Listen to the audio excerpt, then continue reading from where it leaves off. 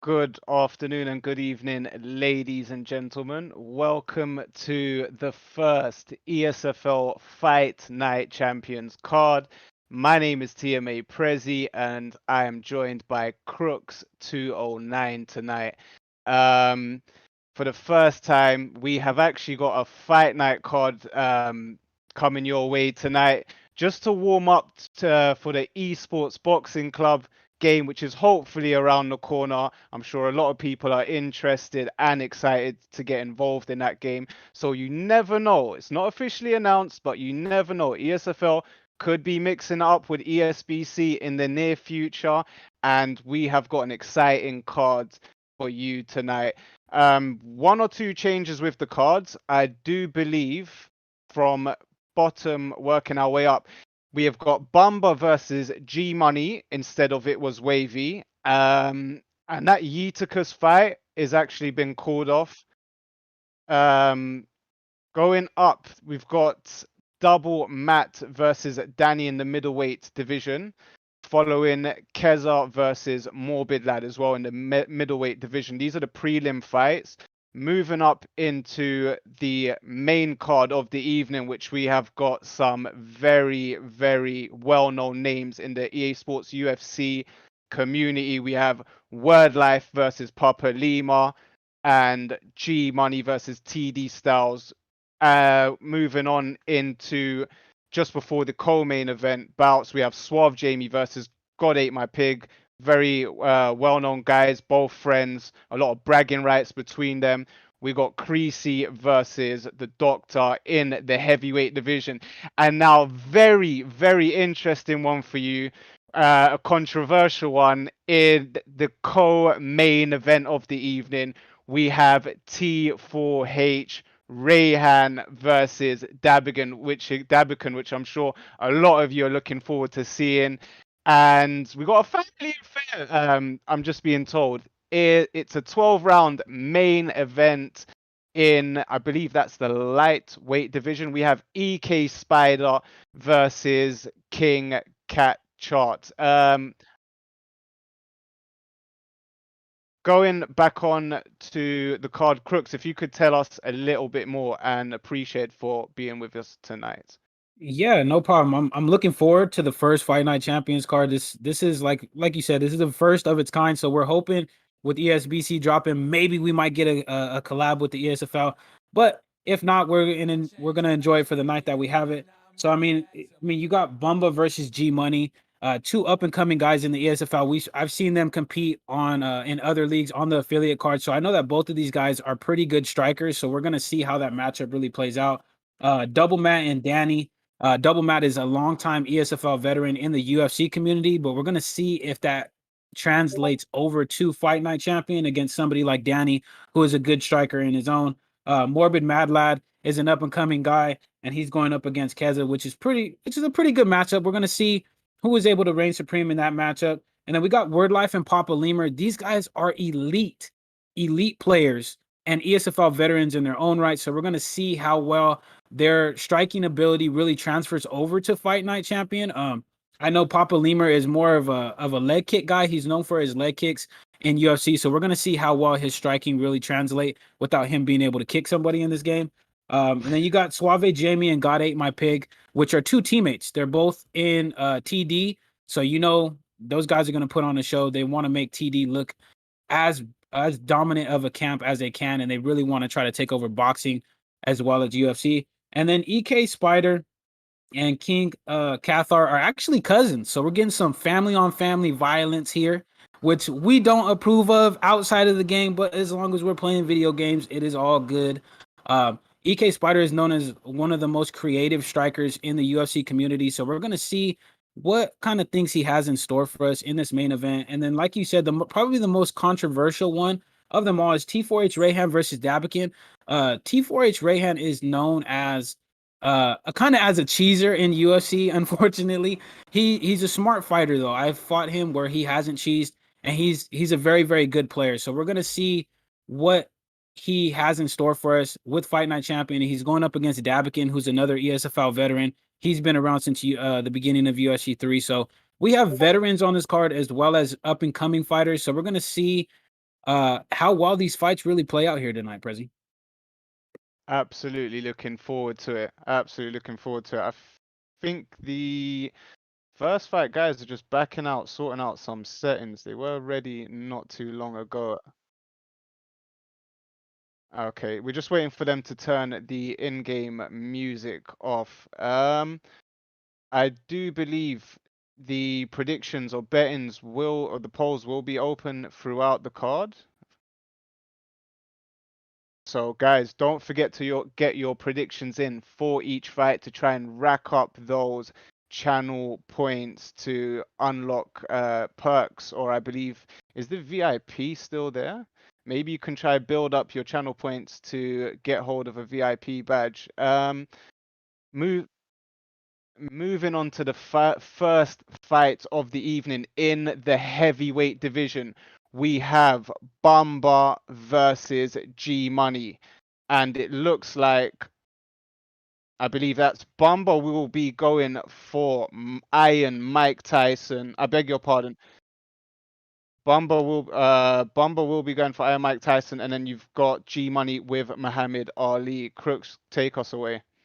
Yeah, so I mean, it's a battle of what people consider the heavyweight goats. I mean, everybody knows who Iron Mike Tyson is, and if you don't know who Muhammad Ali is, then you ain't been watching combat sports. Okay, if you don't know who he is, you I don't know what you're doing. But Iron Mike Tyson has the speed, he has the power. His conditioning, I believe, in this game is at a 95, so it's solid. He has the punching power to put you out at any moment. He knows how to work. He has good body hooks, good body uppercuts, and he packs a punch when he touches you. But then he's going up against a lot of people's goats in Muhammad Ali. If this turns out to be the fighter pick, Muhammad Ali is going to have the reach advantage. He's going to be able to equal the speed of Mike Tyson as well. And he has solid durability and toughness. So it's going to be real interesting to see how this matchup is really going to be played. I would expect Bomba to try and press the pace. If he does end up using Mike Tyson, he'd have to stay close and really get on the inside of Muhammad Ali's reach. And if I'm G Money, I would try to keep my distance and try to pop that jab out that that Muhammad Ali is known for, and really just try to stay away from those heavy combination that Mike throws. So it's going to be an interesting matchup of how these of different styles. Mike Tyson's going to want to get in close. Muhammad Ali's going to want to play at distance if that's the pick. So we're going to see how it goes. So actually looks so it looks here like G Money went away from the Muhammad Ali pick and he's going in. Who is this man going with? It looked like he was going with Muhammad Ali. Then he went to Bernard Hopkins, which would be an interesting pick. And now it looks like he's gonna go with, if we can get a fighter selection here. I don't know. I have no idea. He's playing the guessing game here. I think he's gone with Muhammad Ali. Oh, this is tough. Still gonna be a very good matchup, but I didn't even see who he picked. He was scrolling through so fast. Well, the good news is, if he does know how to use those straight punches very well, Muhammad Ali does have a very, very high rating with his straight punches. Got to use that footwork, and Mike Tyson actually doesn't have the best stamina in the game. However, he is very, very strong for the first 4 to 6 rounds before he eventually, his long term, starts gassing out. So if he could make Bomba pay in the early rounds, it's going to be a very, very tiring and tough fight for Muhammad Ali to get through. Just missing those double jabs there. And if you pay attention, so you don't really, on an outside fighter, you do not want to be near the ropes. As soon as your back foot touches those shadows of the ropes by the ring, your footwork actually slows down, and that gives the other person with the shorter reach the advantage to catch up with you and close that distance. With 2 minutes left in the first round, a good right uppercut there by Bomba. Yeah, you can see Bomba needs to be more careful with that stamina, because he's winging those hooks and he's really blowing out his stamina. Muhammad Ali is doing G Money's doing a great job of getting his shots in. He's backing out. He's not keeping himself up against those ropes. He's circling out. He's trying to cut angles. Good body rip right there by G Money. He needs to keep his game plan up. Just try to counter strike. If Bomba gets too aggressive, try to make him pay, but get out of there as soon as you can. Oh, a nice right hand there on the inside by G Money. Just got to take his time. So there, G Money's actually loading up with haymaker uppercuts. He went there with the left. Those are haymakers. You don't want to miss them, because if you do, that window of up for a counter is deadly, and especially for Mike Tyson. But a nice left uppercut there, and as you can see, the health, chunks of health falling off from Bomba there. Again, going with haymaker uppercuts. Gotta be careful. He's got to watch his stamina here, G Money. Yeah, he really does. And look at the head movement that G Money is using when he's getting trapped up in this corner. He needs to try to get out with a good right hook. Rocks him, stuns him. Bumba's trying to survive, and he's able to survive out of the first round. That was close there, though, Prezi. Very, very close. And if you're paying attention out, recovery 2%, meaning that you're not effective with this game. Effective punches, accuracy, and punches landed is what gets you the reward of a higher chunk of stamina regeneration. So Mike Tyson, Bomba's got to be more clinical with his work. He's got to take his time and eat in another counter flash right uppercut there. But again, with Mike Tyson, all it takes is a few clean punches on the chin in the exchange, and that could be the beginning of the end. Yeah, it really could be. I'd like to see Bomba use more head movement, man. Use that peekaboo style that Mike Tyson used in real life to be able to inflict heavy damage on his opponents. He's really staying stationary and just trying to block, and then he's trying to exchange with punches on the return, but he's not landing too much. Now he's starting to press a little bit better with his punches here, but look at these whiffing the overhands and the hooks. It's zapping his stamina and not allowing him to recover here, Prezi. Absolutely. And just having a look there, it looks like G Money's actually cut, and this too early into this game to be cut into round 2. He's got a cut over his underneath his left eye there, so his defense, he's got to sharpen it up. He's really got to get out of range here, because most of this fight in the first 2 rounds has all been on the inside and eating a nice right hook there for Mike Tyson. And look at that, trying to mix up 5, 6, 7, 8 punch combination there by Bomba.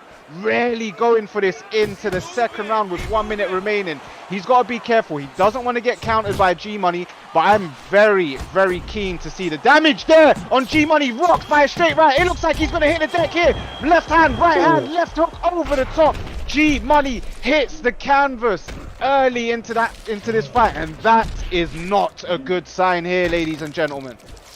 It's really not, and he did it with a plethora of punches, man, and he was trapped up against those ropes, like you said earlier, Prezi. That's not where Muhammad Ali, as the distance fighter, really wants to be at. He wants to be at range and countering Mike Tyson. So we're gonna see what G Money does here. Oh, as he taunts him right there, he says he's gonna take his head off. Oh, but he gets hit with a right hook.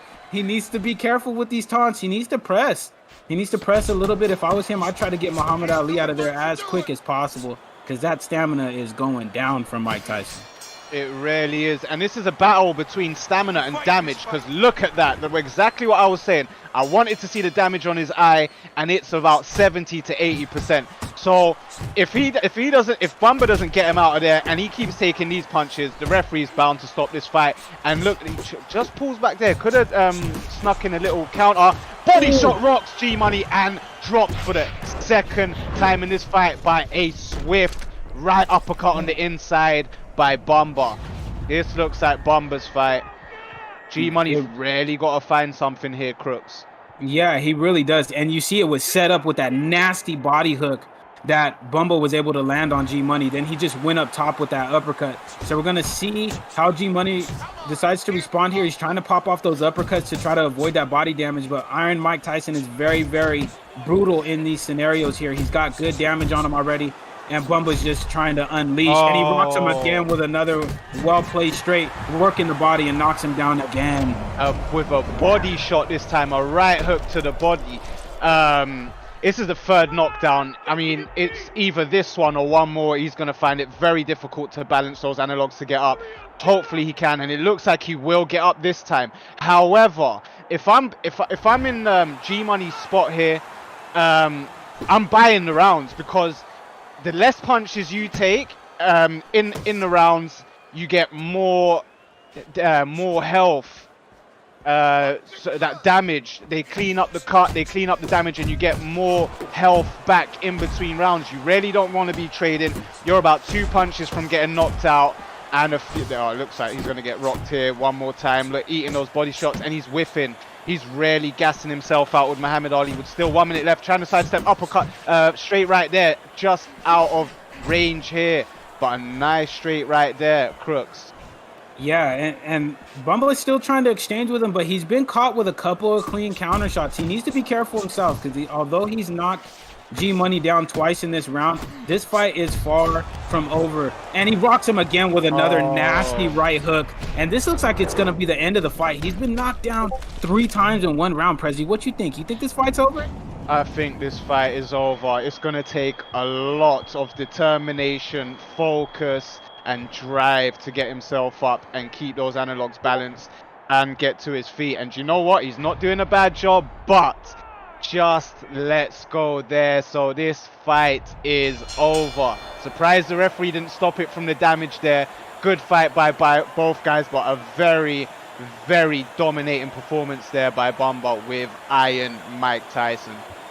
Yeah, that's the truth. And I mean, you figure he got hurt first in that first round. He had to come back. He was able to weather the storm that G Money threw at him. He came back in the second round and said, you know what? I got Iron Mike Tyson. I'm about to come in here and wing these hooks at you, and I'm going to rock you. I'm not only going to do it to the head, but I'm also going to rip down to your body, so you can't just try to throw a lot of combinations to my head. What a beautiful, beautiful performance right there by Bomba, and congratulations on that win, man.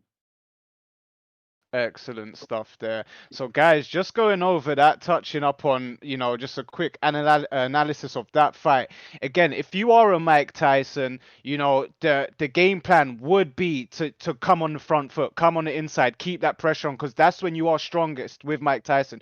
Your long-term stamina depletes quick, can hang in there 4 to 6 rounds. Your short-term stamina very strong, but with Muhammad Ali, the trick is not to trade with him, to actually use the footwork to get to the 4th, 6th, 7th, maybe the 6th or 7th round. Then you start putting the pressure on, maybe work the body with some straight rights and keep him at bay. But G Money wanted to trade. He wanted to fight fire with fire, and it didn't work in his favor this time round. But again, great fight by both guys. And next up, I believe, is it the heavyweight division that we have again? It would be it's at middleweight here. It's middleweight, and that would be Kezza versus Morbid Mad Lad. Very interested to see who they both opt for here. And I am being told, I do believe mirror matches are allowed. Yeah, so this is going to be real interesting to see who these guys are going to choose, because of course Andre Bishop, the main character of the story mode, is in this weight class, and we all know, if you guys have played UFC 4, you know how quick Andre Bishop is in the heavyweight division. He is no different here in Fight Night Champion. If anything, he's probably even a little bit better. But between these two guys, we got Morbid Mad Lad and Kezza here. Both of these guys are, once again, newer guys to the community. They've been trying to make their name in UFC 4. So I expect them to really come out and try to put each other away here in this Fight Night Champions card and really try to make a name for themselves going forward in the ESFL. And it actually looks like it could be a Bishop mirror match. This is going to be interesting. Bishop all round, as you can see, he's probably one of the highest rated middleweights in the game. All round, he is very well balanced. He's got some lethal hooks, I believe, to the body. Footwork is right up there, and the power is right up there. So ladies and gentlemen, do not expect this one to go the distance.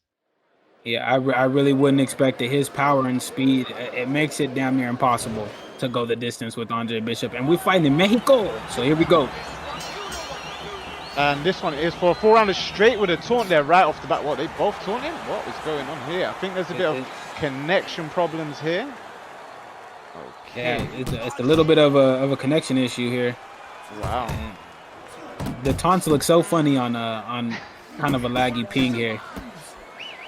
Right, I think they got it all intact. And again, both just going with that textbook boxing. 1-2s, 1-2 left hooks, nice. Trying to use that head movement there, which is a bit cheeky by Morbid there. Just trying to sway to find that counter opportunity to land something big.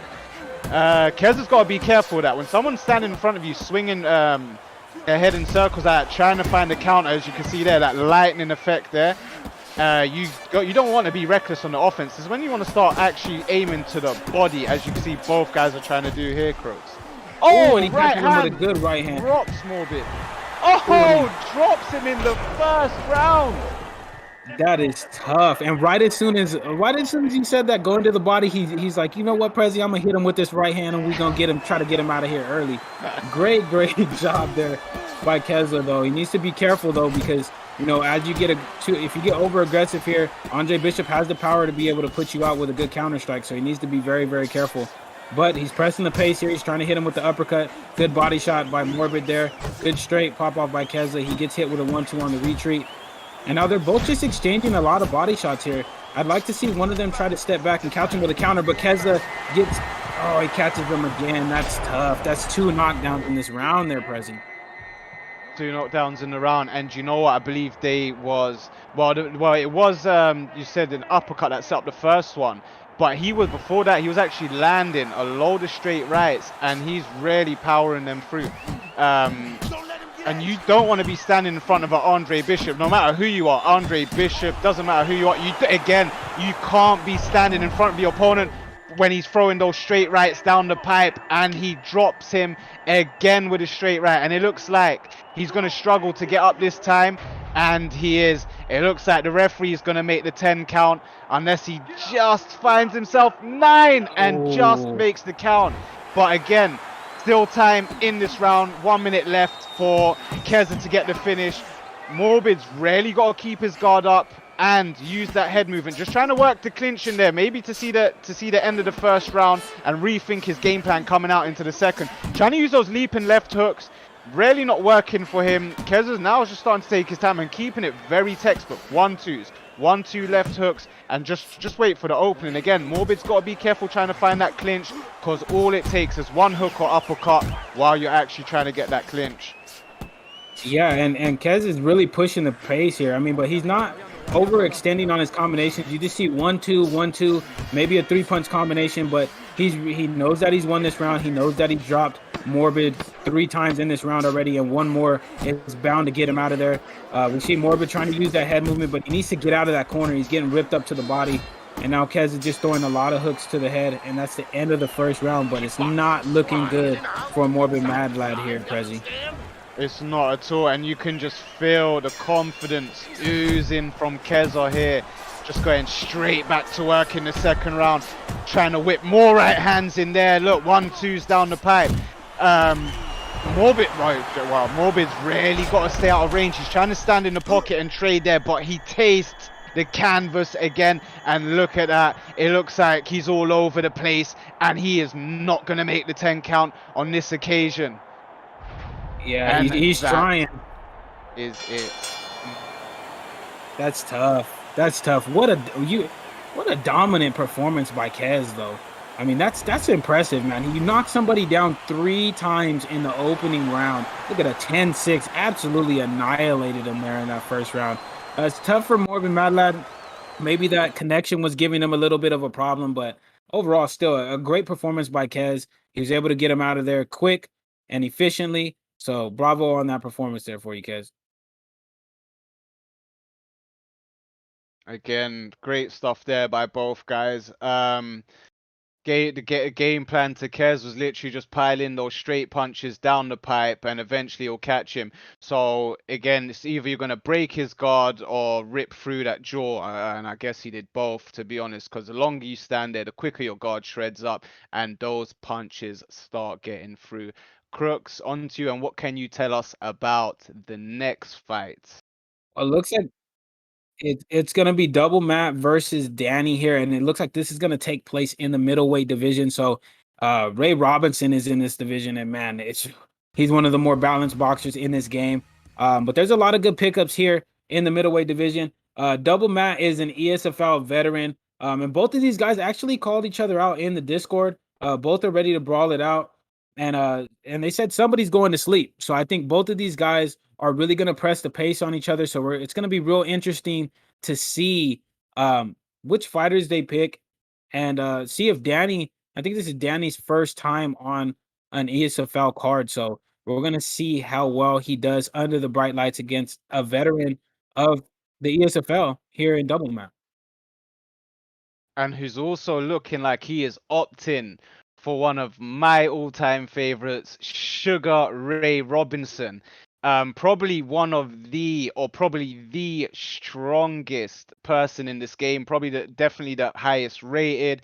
He does have the height over Sugar Ray Leonard, but Sugar Ray Leonard just edges that reach. So it's going to be an interesting one. This maybe if Double Matt has the vast experience over Danny, or has Danny actually been training behind the scenes and going to pull out an upset here tonight? Yeah, I don't know. It's the battle of the Rays. Ray Robinson versus Sugar Ray Leonard. And it's tough, man. Ray Robinson, it's tough to get past him unless you're Ray Robinson yourself. So we're gonna see how Danny here is gonna approach this matchup. He's gonna need to use that speed of Sugar Ray Leonard to try to get out of the way of Ray Robinson. But I mean, it's gonna be tough to do, but that's why we're in the booth and they're fighting. They can do it, we can't. So we're gonna see how it goes.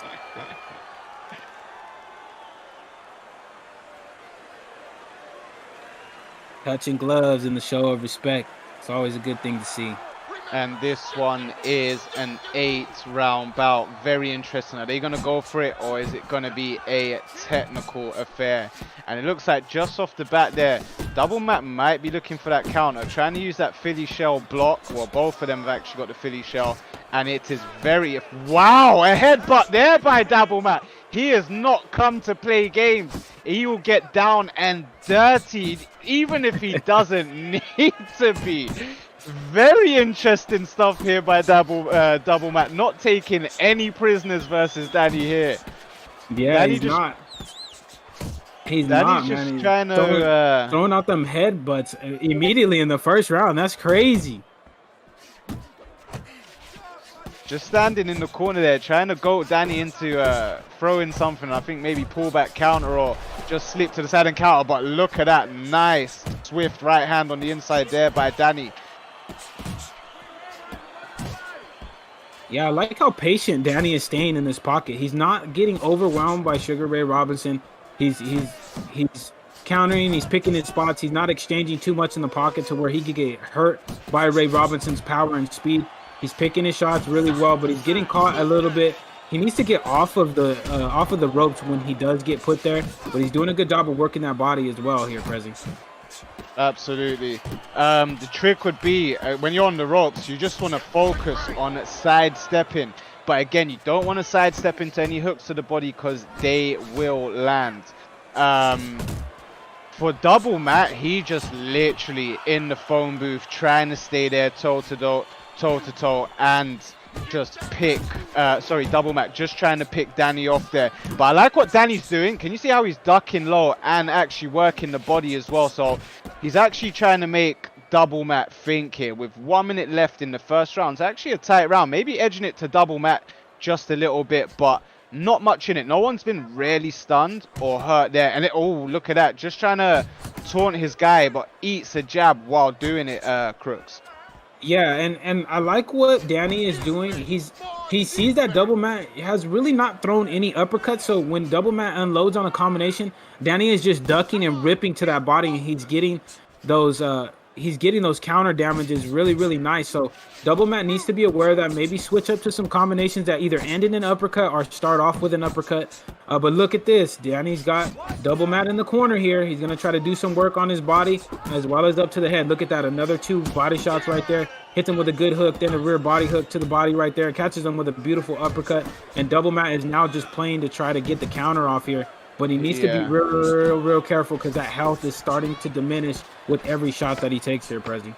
And that's from the accumulation with the body shots. Look at that. Danny really actually doing a job. So as I said, double, I thought I was edging this to double Matt. I think Danny actually closes this round with a 10-9 lead on my card. And that tells you something there in itself. So he only got a 1+ for the stamina, double Matt, meaning he wasn't actually effective, and I don't believe the judges are leaning towards him in round 1. Danny coming in as a slight underdog, but so far he is ahead in this 8-round fight. And a slip on the inside, straight round, right down the pipe. Oh my, playing dirty here, double Matt with the headbutt. That is the first solid warning from the referee. And if he gets another 2 of those, this fight will be called off and end in a disqualification. Double Matt doing whatever it takes, Crooks. Yeah, he did it because he got hurt. So, I mean, it was smart, but it's dirty at the same time. So, I mean, he needs to do a better job. He needs to throw an uppercut, Prezi. He's getting eaten up to this body, and so then he has to worry about it. And then, you know, Danny's just coming back up top and ripping him to the head. Danny's got a great game plan, and double Matt just hasn't adjusted. He really needs to start throwing those uppercuts and trying to fight from the outside until he can get a good rhythm on what Danny is doing. But look at Danny just going back to the body. Yeah. He knows that double Matt hasn't changed up his game plan. He said, you know what, I'm going to hurt you down here to the body, and then I'm going to go up to your head. I already know that I've hurt you once in this round, and I can do it again whenever I want. So we're going to see if double Matt is able to pull this win out here, Prezi, but it's not looking good so far. It isn't, and you can see that now he's actually trying to do what you said earlier, trying to put some combinations together. However, if you see it, pay attention, he's actually throwing those double jab straight rights on the inside where you're not going to get the full leverage or the power in Sugar Ray Robinson. You actually want to be stepping back, and if you've got someone like Danny that's ducking into you and ripping you to the body, and you're finding it a bit awkward trying to throw an uppercut or hook because those shots are coming in first, you actually want a quick step back, find that counter, and then rip those uppercuts in. But it looks like he's not putting that game plan together, or he's not finding the timing. And if anything, Danny's really going to town on that body, banging those drums side and side. And he's actually got double Matt backing up and on the ropes now, when it looked like double Matt wanted to be in the phone booth and close against Danny in the first round. It looks like the game plan is changed, and Danny's the one that's actually pushing the pressure now, Crooks. Yeah, he is. You can see he's landing the more effective shots. Double Matt knows it. He's starting to feel it as well. He's trying to press back here. But look at that. Oh, he stuns him with a good hook right there. He goes with the hook, knocks Sugar Ray Robinson, or Sugar Ray Leonard down. Sorry, both of these guys are named Sugar Ray, so it's kind of tough to keep track sometimes. But he catches him with a good right hook and puts him to the canvas there, Prezi. And before he caught him, Danny actually tried to throw a little cheeky headbutt in there to survive, but doesn't actually hit his target, and he pays the price by tasting the canvas by double Matt's right hand. Now, when you're rocked and you've been dropped like this, and you got this amount of time left, there's no point standing in the pocket because every punch is literally chopping away at your head health. So if I'm Danny, I want to back up. I'll just see the end of the second round and then come back again fresh. But then going with a headbutt there and eating a right hand on the way out. Again, drops Danny for the second time in this round when it looked like he had a game plan. It looked like he was turning the fight around. But again, now he's just falling apart, Crooks. Yeah, and you see both of those knockdowns happen because you were trying to be dirty with them headbutts, man. Play fair, ladies and gentlemen, play fair, because Fight Night Champion ain't having none of it.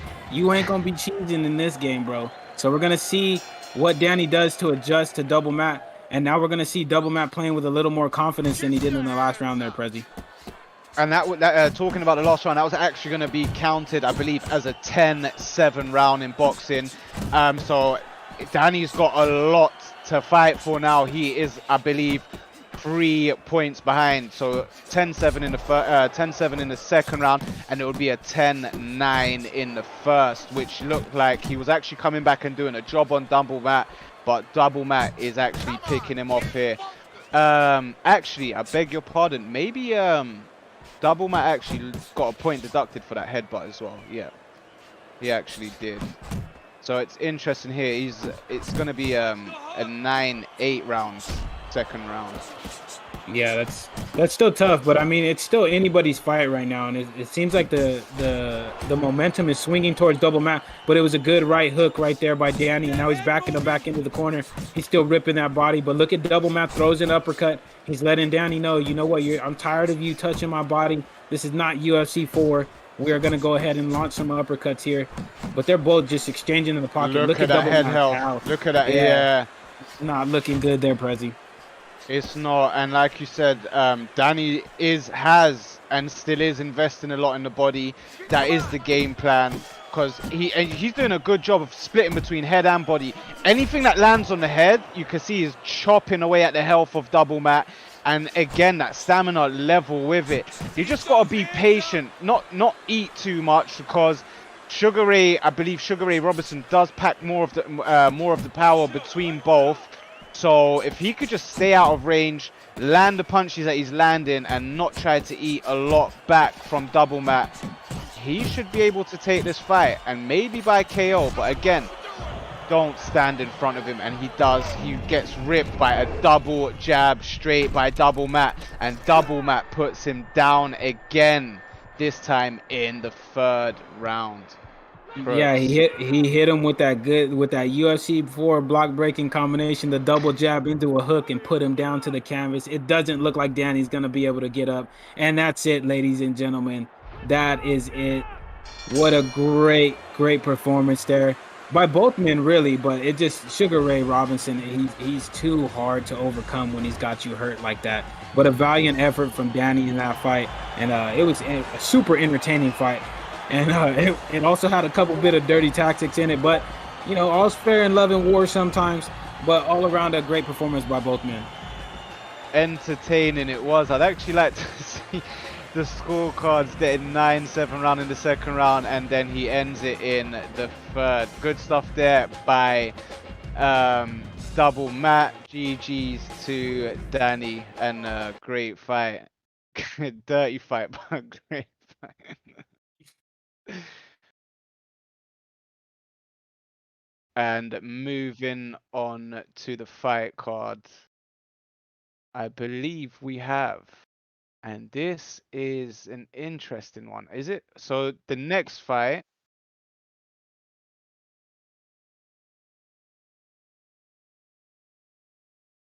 okay, Crooks, if you could just give us a little recap on the fights we have just seen here, please. Yeah, so we had Bomba versus G Money in the first fight. Super close fight. But Bomba was able to, I believe Bomba was able to take G Money out in that first fight that we had. And then in the second fight, we had Kezza put on a dominating performance there against Morbid Mad Lad. It wasn't even close. It ended up getting stopped in the first round. And then we had the fight that we just seen right now, the super entertaining between the battle of the Sugar Rays here and Sugar Ray Robinson and Sugar Ray Leonard. That double mat was able to pull out the victory there in that matchup. And the next matchup we're going to be seeing is against two ESFL veterans that are making their way over to the Fight Night Champion card in Word Life and Papa Lima. That is bound to be a good one. And then after that, we have Suave Jamie versus God Ate My Pig, the two teammates that are looking to put on a show for TD here. And then we have Creasy versus Doctor in the matchup after that. And then we cut into the co-main event with T4H Rahan. And then we got the main T4H Rahan against Dabakin. And then we have the main event, EK Spider versus his cousin, King Cathcart. And we got family on family violence in that one. There's still super entertaining fights that are going to be happening on this card. So make sure you guys stay on the stream and stay tuned in, because we're about to have some bangers here, ladies and gentlemen. Yeah, and shout out to the homie Grappler for making the fight card. Look at how crisp this Fight Night Champions card looks here. I mean, you can't get any better than this. And Grappler, I know I'm giving you a personal shout out because he's the one who makes my thumbnails for my videos. Super talented guy. I would recommend him for anybody that makes content, UFC or any other kind of content. The guy is really a genius when it comes to making graphics. So shout out to him, and thank you so much for making the Fight Night Champion card for us. We really appreciate it, brother. Absolutely.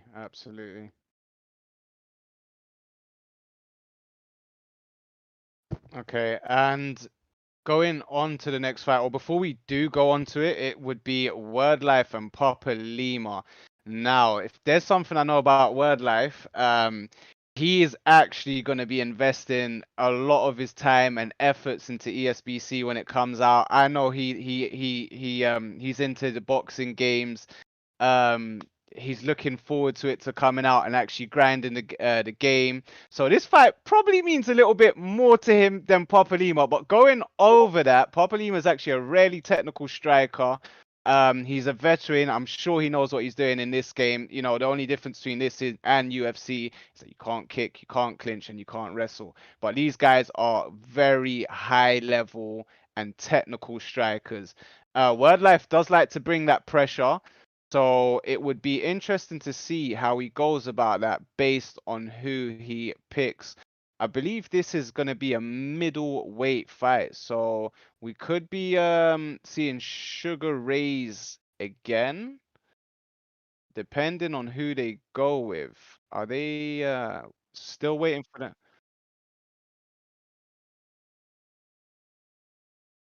Crooks, can you while these guys match up or get their setting sorted, could you tell us a bit about the summer series that kicks off next Sunday from 1 p.m. Central Time? Yeah, so we have the Esports Summer Series that's going to be happening, and like Prezi just said, it kicks off next, I believe, next Sunday at 1 p.m. Central Time. It's going to be broadcast on the UFC Twitch channel. It's what we really all have been waiting for. In if you've been a player in the UFC franchise for a while, and that's the chance to be able to play and make some money at it, and really be able to be recognized for your skills by the UFC. We're gonna have the summer series that takes place next Sunday, and it's going to go all the way through August 1st. And the grand finale tournament is going to be happening on August 1st. And it's going to have some of your favorite players and some of the highest level players in this tournament. So make sure you guys are subscribed to, not subscribed, but you guys are following the UFC channel on Twitch to be able to catch all the action. I believe there's going to be 4 tournaments, is what I heard. So it's going to be packed with nonstop action. You're going to see new guys in the community, as well as some of the ESFL veterans that you guys enjoy and have enjoyed watching in past ESFL seasons. So make sure you guys are tuning in and really showing support for your guys' favorite fighters. Once again, the tournament's happening from next Sunday all the way through August 1st, and it should be a good summer series before we kick off the next season of the ESFL. Absolutely. And I could just see someone saying that I wouldn't compare UFC 4 skills to Fight Night. Very different game. However, different game, absolutely. But they're both EA Sports game and striking when it comes to boxing. I mean, combination setups is ABC. You lead with a jab, you got your right hand and your hooks and uppercuts to go with it. So yeah, different games. I do agree. Same company, but the boxing doesn't change when it comes to IQ and striking in general. So looking forward to how these two use their IQs, boxing skills, and striking skills in this game. Yeah, and ironically, just a little, a little tidbit for you guys. The same company that makes Fight Night Champion is the same one. The same studio that makes Fight Night Champion is the same one that makes the UFC franchise. So these games kind of go hand in hand. They're both made by the same studio. So the skills kind of translate, but they really kind of don't because the controls are a little bit different. But UFC has boxing in it, so even though the controls are a little bit different, it's kind of the same concept. You have to think of it in the same manner as you would in a stand-up UFC 4 fight. Absolutely. And again, looking forward to the launch of ESBC, and hopefully, you never know whether ESFL get more involved within ESBC or what the game has to offer. As we do know, the early access has been, well, we've been told throughout social media and discords and stuff that early access will hopefully be dropping sometime during the summer. And to my knowledge, the early access will be for a minimum of 3 months before the actual game is launched. So really, really looking forward to that as well. And hopefully a lot of good things to come with that game. As we know, the roster, the fighters involved, it's absolutely packed, and I can't wait personally to get involved with it. But I do believe, Crooks, are we good to go? Yeah, it looks like both fighters are about ready to go. We're gonna switch over to the fight here in just 1 second. We're just making sure everything is good, and here it is. And it's gonna take place in the middleweight division here. And like I said, it is between EK Wordlife and Papa Lemur here, aka Lima's Khan. And it looks like it might be a Sugar Ray Leonard matchup versus Marvelous Marvin Hagler, which is a different pickup than we initially thought there, Prezi.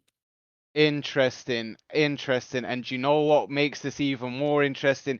As we said, Wordlife is a bit of a pressure fighter, and it looks like he's gonna, if he goes with Ray Leonard, he's gonna have to take a little bit of backstep off the pressure fighting, because it's Marvelous Marvin Hagler that likes to bring the firepower and the pressure in this fight. So interesting to see how both guys use their fighters.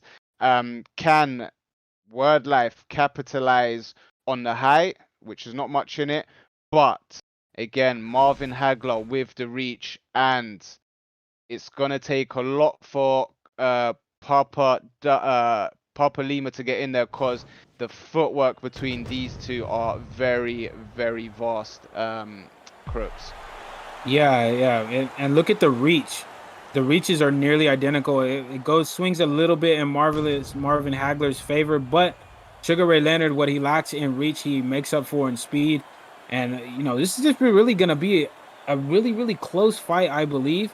In terms of fighters, these both are very good boxers. So we're gonna see the game plans that are taken here by EK Wordlife and Papolina, as we both said before. These are both ESFL veterans, so they're not new to combat sports games. They've been in the game for a while. They're both stand-up strikers in EA Sports UFC, and even though we talked about there being a little bit of a difference in the games, still the mindset is still there. You can apply the mindset from UFC 4 over here to Fight Night Champions. So we're gonna see how both of these guys really approach this fight here. I can bet. I'm pretty positive when I say I know Wordlife has been practicing behind the scenes. He's been putting those shifts in. He's been trying to get ready for Esports Boxing Club. So I know he's been warming up for this fight. And he's ready to go, man. I'm looking forward to this one, and I believe this is another. Is this an 8-round contest as well? Yes, it is. Both of the guys just soaking in the atmosphere, the build up, the ring walks, the announcements. Yeah, look at the bodies of both of these fighters too, man. They're just built. And they go. This looks like it's going to be a very technical fight here. So you can see there, Papa Lima just trying to mix things up, go a bit from body to head, and Wordlife just working that jab. As they say, right hand can take you around the block, but the jab can take you around the world. Because without the jab, the fundamentals are not there. And nice movement there by Wordlife. Yeah, and look at the pace at which this fight is taking place. So far, we've had people just exchanging in the pocket, really just throwing strikes, trying to get each other out of there. But look at Limas and EK Wordlife. They're kind of taking their time, trying to see what each other's doing, throwing out jabs, throwing out straights, popping shots off to the body, being very patient and just taking what their opponent is giving them in terms of damage here. They're not trying to rush something, not trying to get put out too early here, Prezi. I think this one's going to go. It has a tendency, or it has the potential to go 8 rounds if the pace continues this way. Absolutely. Again, Wordlife just trying to circle, but doesn't want to end up on the ropes, because once you're on those ropes and you've got a Philly shell defense, it doesn't work for you. You start to get opened up, and those hooks get round the guard over the top. So doesn't want to be standing where he is now. Nothing too threatening coming from Papa Lima. But he's really, again, doesn't want to work those jabs on the inside. He's got to find his range.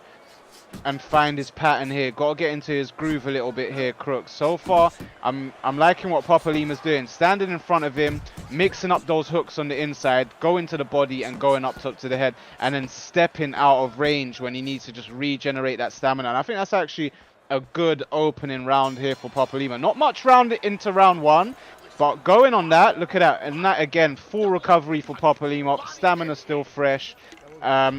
Round one to Papa Lima for me. What do you reckon, Crooks? Yeah, I'd give round one to Papa Lima just because of how he advanced. Good counter shot right there by Papa Lima. But what I see is in round one, they kind of took round one as a feeling out process just to see what each other was doing there. But Limas here is pressing the pace. He's doing a good job of pressuring EK Wordlife. Wordlife is doing a good job of not getting stuck up against the ropes, but he needs to have a little bit more output. He's not going to gas out too hard. He's doing a good job of picking the shots so far, but I'd like to see a little bit more output to try to negate that pressure and really make Limas have to take a step back and allow Wordlife a little bit of room to get off the cage, or to get off the ropes. I'm sorry, the cage. A nice sidestep there by Papa Lima, but not able to capitalize with that right hook. Just trying to stay in range in the phone booth and trying to actually push Wordlife back to get a free punch in there, because it does take that second to get your hands back up to guard. But now he's really trying to work some combos there. Jab to the head, right hook to the body, just out of range this time for Papa Lima. Wordlife just trying to stick those straight punches, but he's again falling into his punches a bit too close in range there. He's got to find counter opportunities here, because right now Papa Lima's doing a good job of defending himself and trying to get that body. That's better footwork there for Wordlife for me, with 1 minute left into round two. How have you got this one so far, Crooks? So far I got Limas winning this round, but it looks like Wordlife is doing a better job of staying off of them ropes. He's putting pressure and landing some good counter shots on Papa Lima here. But like I said, I just need a little bit more of output from him. If he throws, maybe add 2 more punches onto these combinations that he's throwing, I feel like he'll do a little bit more damage and he'll possibly win this round. Limas Khan needs to be careful going to the body repeatedly there. He's gotten hit twice with hooks on his way to the bottom. If he gets hit with an uppercut, it could do some massive damage as the second round ends right there, Prezi. Absolutely agree, and Papa Lima does close that round with a monstrous right hand there, right on the bell. However, with that being said, I do like what Wordlife was doing. He was actually mixing up those straight punches, and a few of them was landing on the button of Papa Lima. And you can see, if you pay attention, the next right hand that lands by Wordlife at that range, you will see that head health start to chop away. Very even fight between both of these guys so far. Papa Lima trying to work that pressure. Wordlife working more of that head movement and footwork. And nails Lima with a right hand there. And it looks like he's stunned momentarily. He's really got to keep his guard up and back up, because Wordlife just trying to go all guns blazing. But that head health, he can still get that knockdown, but he can't get reckless, because Papa Lima can catch him cold. Good stuff here by Wordlife, really trying to get that knockdown, really pushing on the gas, gone from second gear to fifth gear here in round 3. He's really fighting for that knockdown, but he's got to take his time, because he is burning stamina here, Crooks. Yeah, he's going for the kill. He's trying to knock Limas down with some solid heavy combinations here. Good counter hook right there. But he needs to be careful, because like you said, he's really burning his stamina. And when your stamina is low and you get caught with a solid shot, you're going to get rocked as well. So Wordlife kind of just needs to take his time. He needs to realize that Limas recovered here and really step back and get back to his original game plan and get back to what really got him that rock there. With 1 minute left into the first round, I've got Wordlife taking this round. He just got to keep doing what he's doing, stick to his P's and Q's, and get off those ropes, because right now, you know, with that stun, it's still plenty of rounds left to take and maybe even get the job down in the latter stages. Can't get too hungry here. When the food's not ready to be cooked, then you don't play with the fire, because you get burnt. So again, Papa Lima just trying to stay on top of him, but he's getting made to whiff those right hooks. Leaping right hooks there by Papa Lima, and eats a straight right down the pipe by Wordlife there, right at the end of round 3. Good stuff here by Wordlife. I've got this fight 2 rounds to 1, Crooks. Yeah, I agree. I have it 2 rounds to 1 as well, but the momentum has swung to EK Word Life's corner here, so he's doing a good job. He needs to get back to that game plan that got him the rock. He needs to get off this cage here. He's ripping off good hooks. Papa Lemur needs to be careful ripping to that body. He's been hit repeatedly with hooks as he tries to rip body hooks. He's been out of range. He's been out of range and been made to pay. Beautiful uppercut right there by Word Life. He's moving his head, trying to hit that body. Good body uppercut right there. Good made Papa Lemur miss on an uppercut himself right there. Papa Lemur is trying to press the pace here, but it's looking a little bit shifty right now. It could be either one of these guys' fights depending on how they approach it here, Prezi. I like how Word Life is really ripping those long, straight levers down the pipe. He's using that jab a lot where Papa Lima's trying to come into the body. He's trying to get in range and lead with hooks. He's got to actually just mix it up a little bit more there, like that. Just throw those jabs, use those straight punches as well. Don't feel like you're at a disadvantage because you're not. You've actually got the reach advantage. It's just the height advantage, but there's not much in it. Maybe he just feels that he's slightly more out of range because Word Life is using that footwork very well. But again, it's when you get to the ropes, you get your opponent to the ropes, then start mixing it up because the footwork slows down. Your movement slows down on this game when you do touch the back. Your back foot does touch the back end of those ropes. So he's just got to, you know, use the jab to back Word Life up, then start mixing it in with the hooks. But a nice uppercut on the inside there by Word Life, and a right hook by Papa Lima, and a right hook back here by Word Life. Both guys mixing it up here, trying to get the judges' eyes with 20 seconds left into the 4th round. Yeah, and you can see they're both starting to open up. Before it was a little bit of a patient playing game. They were both going tit for tat with their strikes, but they are both starting to unload here at the half point of this fight. And that is the end of the 4th round, but it was a very, very close round, Prezi. Who do you have it for? I'm just edging this one to Word Life, so I've got this 2 rounds apiece, Crooks. How about you? I have it 2 rounds apiece too. It's anybody's fight. We're gonna see who wants it a little bit more here in this 5th round. And you know what? Now is the time. It will be now or the beginning of the next round where Papa Lima can start investing into those combos. He's still got near enough max stamina there. So he can start investing into the combos, but you cannot get reckless because all it takes is that left signature hook by Sugar Ray Leonard here. So he's got to be careful. He doesn't want to eat like a straight right, a left hook or a left hook straight right. Got to keep him on the ropes there. So when you've got your guy on the ropes, you want to sidestep to the side to make it hard for him to back out. So right here, you'd want to be stepping to the right side, keep Word Life there, and keep working those flurries. But again, Word Life, good movement there, just rolling to his left out of range and being able to get back to the center of the ring. But now Papa Lima really trying to step in the pace, make it a phone booth fight here, but gets ripped with a right stiff uppercut there by Word Life. Word Life again sticking to the game plan, not panicking, not doing too much than he needs to, just ripping those punches at the right time. And Papa Lima is really feeling the pace here. He's wearing those punches with 1 minute left into the 5th round, using that there, pushing Word Life against the cage. I really like that, but he's got to be careful. It's a right uppercut to the body there. Yeah, and look, in this round, really, Word Life has landed the better shots. I would have to give this round so far to Word Life, barring the knockdown.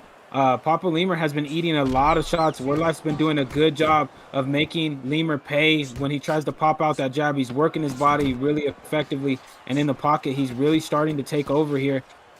But Papa Lemur's still trying to press the pace, tries to rip 2 body hooks, but eats an uppercut for his troubles. But that round, I would have to give to Word Life, and it feels like he is starting to take control of this fight here, Prezi. Absolutely, and I don't know whether that's a swell because I haven't seen any blood yet, but it looks like those right hands of Word Life could be closing up the eye of Papa Lima, because you can see that head health. The damage, I beg your pardon, was at over a 90%. So he keeps eating those right hands. This fight could get stopped.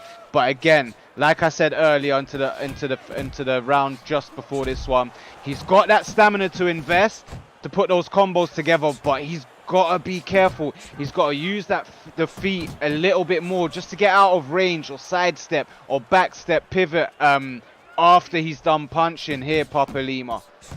A nice straight left there by the pipe. But again, Word Life sticking to the game plan, using those straight rights, those double jabs, and that footwork to go with it. And a nice right uppercut, double right uppercut, 3 right uppercuts there by Word Life.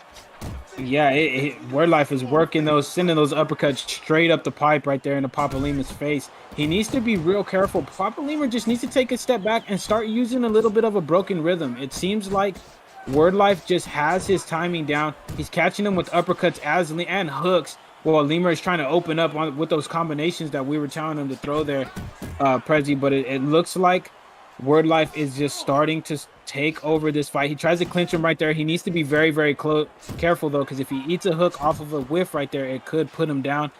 But Lemus is still trying to push the pressure. He's trying to land good combinations, but Word Life is just catching him in the middle of him loading up on combinations. So like I said, he needs to try to switch that rhythm up just a little bit here, Prezi. And by doing that, it's basically right now, it's those right uppercuts and straight rights by Word Life, and gets dropped by one of them there. Straight right down the pipe by Word Life, puts Papa Lima on the canvas. As I was just going to say, just before that happened, he's got to try to sidestep on the inside, work that straight left to the body, or sidestep to the outside, and that left hook round the uppercut of Word Life. But Word Life here, very, very, very good, strong round, building on the momentum, building on the confidence, and maybe he might get a highlight knockout in the next round. But again, he can't let that get to his head. He's got to stick to his P's and Q's and not get cocky, because Marvelous Marvin Hagler packs that power as well. But again, stepping in on the inside and eating a right hook this time by Word Life, puts Papa Lima on the canvas again. Will he get up? Is there much in the fight? Has he got much fight in him? Can his legs pick him up here and continue? It's gonna be tough. It looks like he just makes it. He's got to go on a tactical reset. He's got to take his time here with only 2 rounds left. Yeah, and the same punch has dropped him in both of these rounds. That right hook, that jab right hook has dropped him. Oh, beautiful body shot right there by Word Life. He's starting to put it on Lemus Khan. He knows that he has him in trouble. He's double jabbing him, hitting him with the hook. He's mixing in those beautiful uppercuts that he's been hitting all fight long. Lemus is in all sorts of trouble here, but he's not taking a back step. He's trying to get EK Word Life out of here as quick as possible, because as this fight goes on, more of a chance that he's going to get caught with a shot that's going to put him out. So he's doing a good job, but he's backed up against the ropes here. He needs to be very careful. Word Life does a good job of popping that uppercut to get out of there. Another uppercut right there. Tries to shoot another one, but it's blocked. He's doing a good job. Look at that jab hook again there, Prezi. It seems like he's finding a home nearly every single time EK Word Life is throwing it. He really is. And I mean, Papa Lima looks like he's been going through all the game plans. This resulted to him switching to the orthodox stance here, which is probably going to find it a little bit harder to land those power shots, as Word Life rips him with a right hand there with 35 seconds left in the 7th round. Can he get this one done? And he does with a jab right uppercut. Again puts Papa Lima on the canvas, and I don't think there's going to be much left in his legs to pick him up for the 4th time, I believe, in this fight. And look at that. As you can see, that is so slow, and it's going to be so sensitive as he reaches the middle of the bar there to pick himself up. He's got to have super sensitive accuracy to get himself up, and I don't believe he will. Excellent performance there by Word Life, and GG's to Papa Lima. Crooks. Yeah, it was a crazy fight. It was a very technical fight at the beginning. Word Life just kind of took his time, started trying to get that rhythm that Papa Lima was fighting at, that Lemus Khan was fighting at, and then once he found it, he just started unloading those rear uppercuts, that right hand uppercut, as well as the hook, and just started mixing it up to the point where Papa Lemur didn't know what was going on. And then he started interrupting him mid combination with hooks and uppercuts, with well timed hooks and uppercuts. And he really just took over that fight. Beautiful, beautiful performance right there by Word Life. And shout out to both of these guys for giving us a super, super entertaining fight here, Prezi.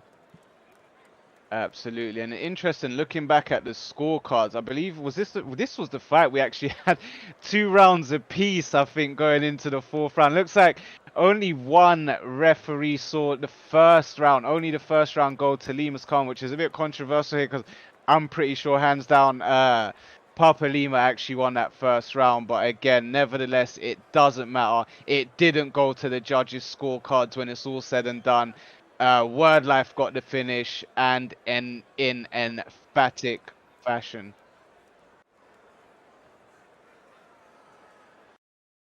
So great stuff by both guys. Appreciate you lot for taking part and making this card what it has been so far. Guys that are watching, appreciate you lot for joining us this evening. We do hope you are enjoying the card as much as we are.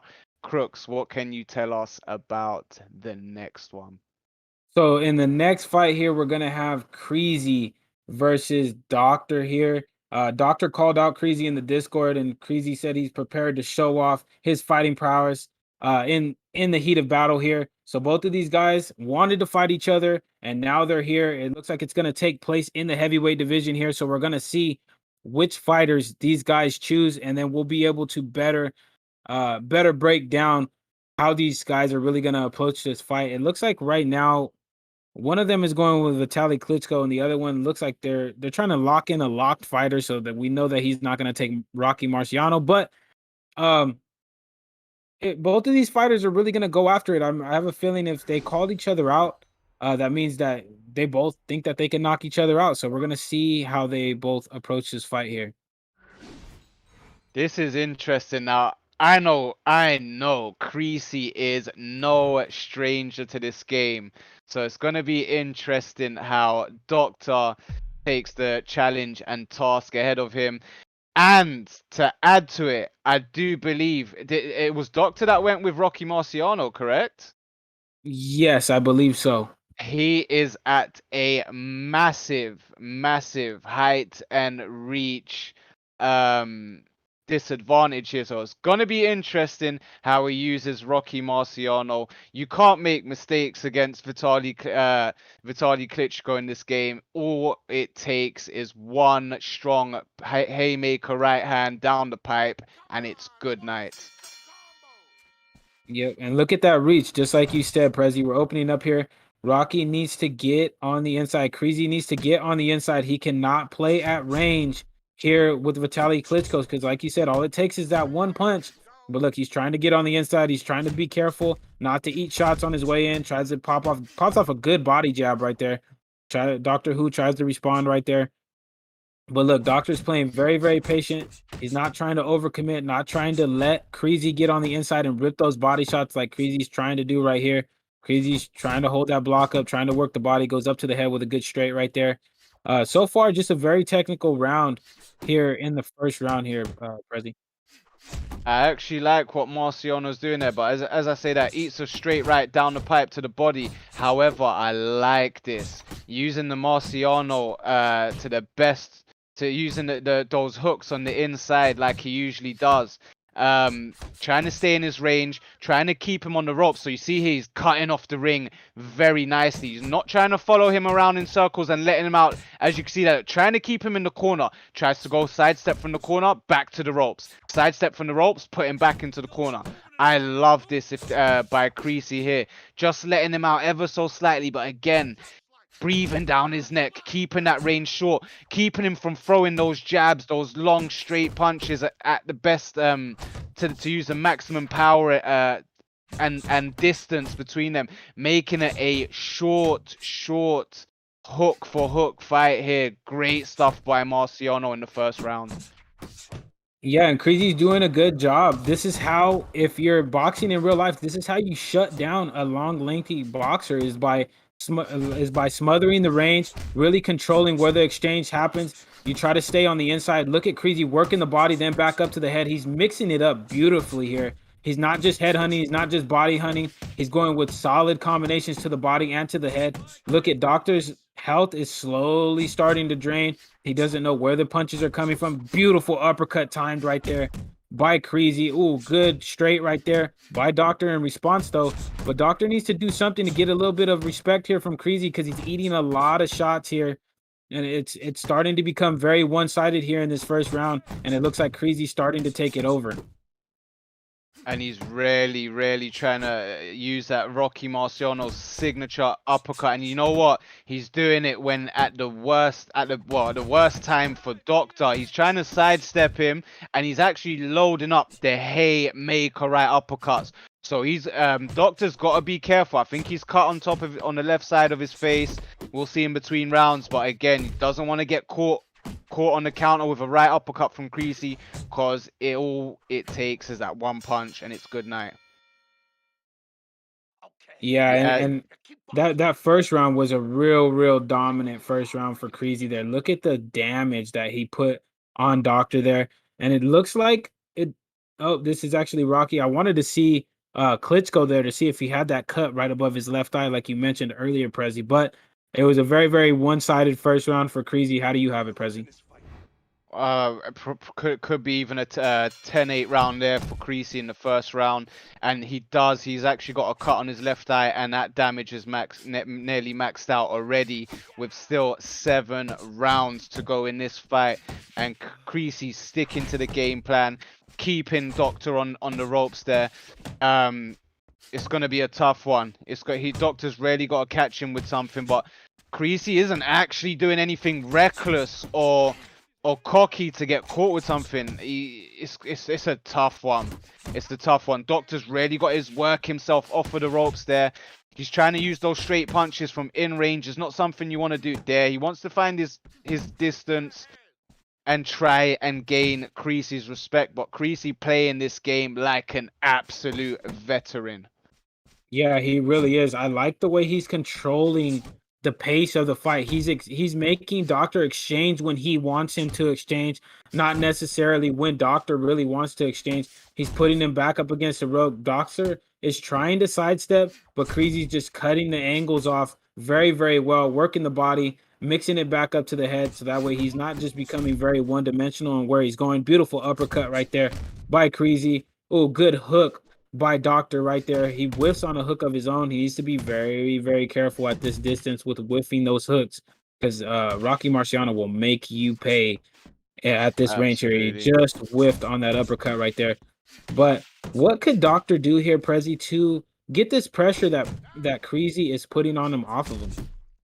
Well, do you know what? He was actually working the combinations better. So when you're in close range like this, you want to actually work that lead left hook, step back, straight right down the pipe, which he was done once or twice there. But again, he finds himself circling away. He can't be on the back foot too much. He's got to try and stand his ground. Now, work either those left hooks up top and maybe a right hook to the body. But gotta be careful going to the body against someone that's a Rocky Marciano. You just want to stay off the ropes, try work those straight punches, and when Marciano comes in, you lead with the left hook, straight right, step back. But Creasy's making it very difficult for him. And as you see it there, he did lead with that left hook and threw a straight right down the pipe, and Creasy felt that, but trying to go for it again, he does it again. Creasy's got to be careful here now, because you don't want to be eating those punches from Dr. Iron Fist. So Doctor's actually going with Dr. Iron Fist, but good hooks to the body here by Creasy. Again, the aim of the game for Creasy is just to stand in front of him, back him up from corner to corner, from pillar to post, and eventually sidestep, right uppercut down the pipe and get this job done. And as you can see there, while Doctor's trying to box off of the back foot and use those punches to keep Creasy off of him, it's actually eating away at his stamina quite significantly. And there is the cut under the left eye. But however, because that was a better round for Doctor and he didn't eat too much right hands in this round, he's actually got a good recovery rate of 11%, which is actually a very high recovery rate to get in between rounds, meaning he's doing something right, whether he's landing the punches or evading punches. However, I don't believe the stamina game is on his side whatsoever, so he's got to watch out there. For Creasy, he's just got to keep stepping on the gas, keep to the game plan, and rip those body shots and right uppercuts when he can, Crooks. Yeah, and for Creasy, he really just needs to stick to this game plan. It looks like that stamina is going to be gone before the 8th round even gets here. He's doing beautiful, beautiful body work with the body hooks and body uppercuts. He's mixing it up well enough to be able to keep working. Look at that body jab right there. Misses on the uppercut, almost gets countered. Good left hook right there by Doctor. But look at Creasy just staying in front of him, just walking him down, ripping these uppercuts and body hooks, just draining that health and stamina. Doing a very, very good job here. Good combination right there by Doctor. Good right hook. And now he's trying to prevent Creasy from closing the distance, but he's not doing a good enough job because Creasy is just ripping these body hooks and then occasionally switching it to an uppercut when Doctor tries to think and block low. But here, Creasy just, like you said, looking like an absolute veteran of the game here with this beautiful game plan that he has so far in this matchup here, Prezi. He is. I mean, he's rarely taken away from the arsenal of Doctor here. He's taken away those straight punches. He's making it very hard. He's practically leaving Doctor with just a left hook on the inside there. And like I said, you can work those right hooks in the inside to the body, but against a Rocky Marciano, you got to be very careful because, again, when it comes to the short reach on the inside, it's a GG's basically if he gets caught. So he's practically limited himself to 2 punches unless he can find that range, unless he can find a haymaker or of some sort to keep Creasy off of him or keep him worried and actually open up a cut or some swelling over Creasy. But again, Creasy just sticking to the game plan and doing very well and making Doctor miss. Yeah, and look, and Creasy's just taking his time. He's not overcommitting on his combinations. It's 1-2 punch combinations and maybe even a third strike and just mixing it up with the hooks and the uppercuts to the body very, very well, cutting off the ring like he's been doing the entire fight, just really smothering. Now, this is the style that I would talk about like in UFC 4, where you pressure somebody so much that they feel like the pressure is always constantly in their face. That's what Creasy is doing here to Doctor. Even though he's not always striking, he's making Doctor feel like the pressure is nonstop by not taking a step backwards. He's always going forward, trying to cut off those angles, ripping those body shots, taking the stamina away from Doctor here. And look at those body shots. Look at the hooks up to the head. Doctor is slowly but surely starting to slow down. It looks like if nothing changes here, it's just a matter of time before Creasy eventually either gets a body rock or he gets a rock up to the head. And the 3rd round ends there, Prezi. Really, Creasy's really showcasing his skills here. And I don't know if you noticed there, right? Just before the end of that last round, Doctor tried to find a step back straight right. Now, he needs to time that because Creasy's coming on the inside. When he's in the middle of the ring or away from the ropes, like just off the ropes a little bit. I thought I was going to show you a scenario there if he was there. But like here, when Creasy tries to feed him those hooks, he's got to time that step back and straight right haymaker down the pipe and maybe can find that rock like that. Just like that, but try to time it while Creasy's throwing that hook, and you never know, Creasy could be seeing stars because Vitaly Klitschko's power on this game is insane. This is the truth. And if you've seen, it looks like Doctor's starting to get a little bit desperate because he did try to headbutt Creasy there. He tried to headbutt him to get him off of him, but it didn't work. Luckily, he would have been deducted a point, but look at Creasy back on the pressure here. He's pressuring him, ripping that uppercut. Try to hit him with a hook, but whiff right there. Good double jab by Doctor. He needs to use those times when they're separated and use that length to get some of those haymaker strikes off. But Creasy knows that he's closing the distance very, very quickly. He's never far away from Doctor here. He's ripping to the body. Look at that health just draining with every single body shot Doctor eats here. Doctor needs to be very, very close not to whiff a strike because the second he does, he might either be seeing stars up to the head or he might eat one of those liver shots. But Creasy's closing. Good uppercut by Creasy right there. Good body hook. Good kind of shovel uppercut right there by. Oh, and there he goes. A Oh, beautifully timed uppercut dropped him, I believe, right there. Yep, look, it was that rear uppercut that Creasy has been nailing off all fight long. That knocks Doctor to the canvas right there, Prezi. he was trying to line up that uppercut for some time and he got it, but it was the build up and the accumulations of body shots that set that uppercut up for him, and this could be the beginning of the end for Doctor. And he's got 1 minute to either survive, but I don't see it. The stamina is low, the head health is low, the body's been taking a pounding. The only way he sees the end of this round is if Creasy lets him, and it looks like Creasy actually is trying to give him some space and work some straight punches here. However, it's just a matter of time. Doctor's got to get that respect. He's got to find a counter here that will make Creasy think twice. But I don't see it. I just don't see it, Crooks. Yeah, I don't see it either. And Creasy is so confident in between that knockdown. He over here, he typed in the chat, "What's my name?" He's just trying to put a beating on Doctor here.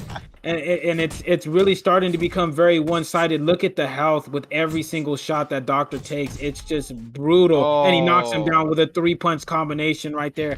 And that could be it there, Prezi.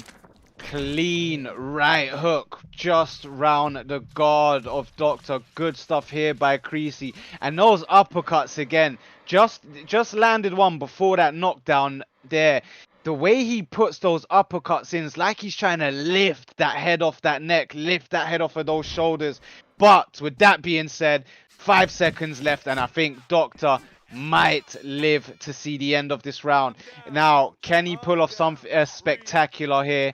I don't know, but he's got to, because if he doesn't pull something off here in the next round, it could very well be stopped, or it could be curtains here for Doctor. Creasy doesn't have to change much. He's got to keep doing what he's doing.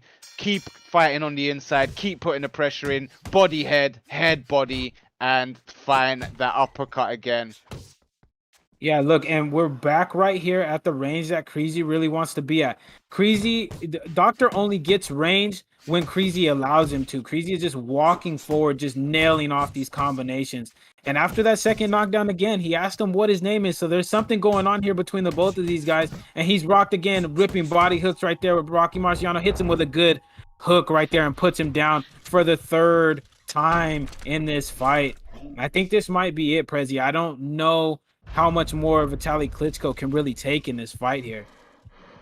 It's gonna take him a lot to get up. These guys are massive, and these knockdowns have been huge here by Creasy. But it looks like he's gonna keep his head screwed on. He's got to rethink himself, because he survives this knockdown. But look at the stamina. Look at the health on him in round 5. Ooh. It's good night. What a right hand there by Creasy. Jab to the body, brings the guard down, right hand over the top, and bang, in the corner, face down first here for Doctor. This looks like it's going to be over here, ladies and gentlemen, unless Doctor really knows something that we don't and finds himself getting back up to his feet. And if he does, what can he do? But the referee waves this one over. He's seen enough, and Doctor can't make it to his feet here, and Creasy gets the win.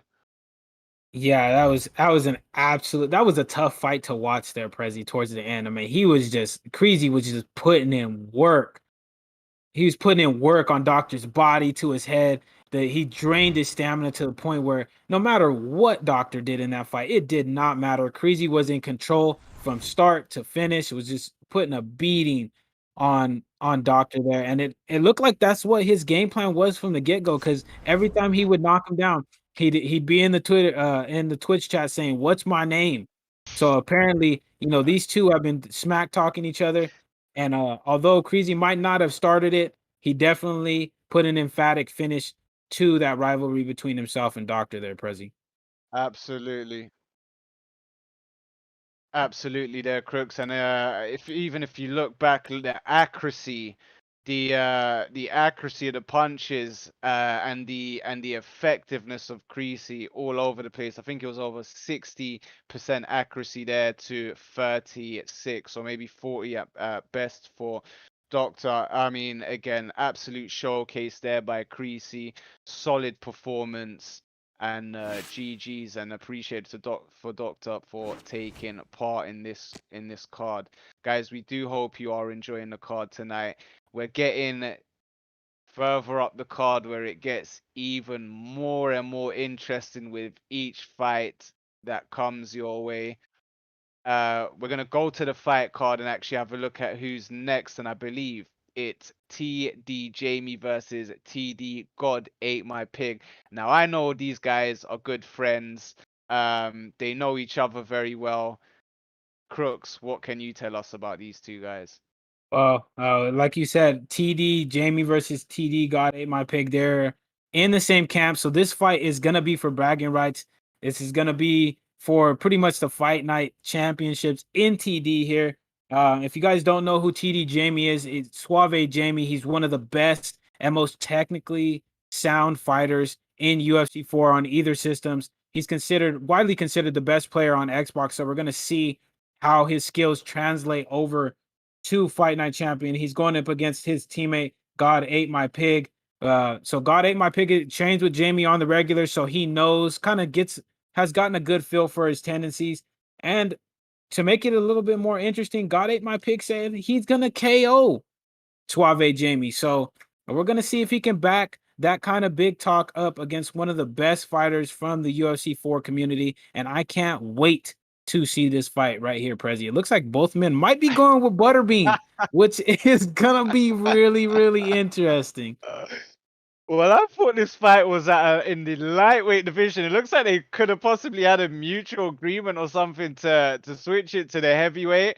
And I don't know if they're playing mind games or they're actually trolling each other or trolling us or the chat. But it does look like they're looking to lock in Butterbean. So this is gonna be interesting.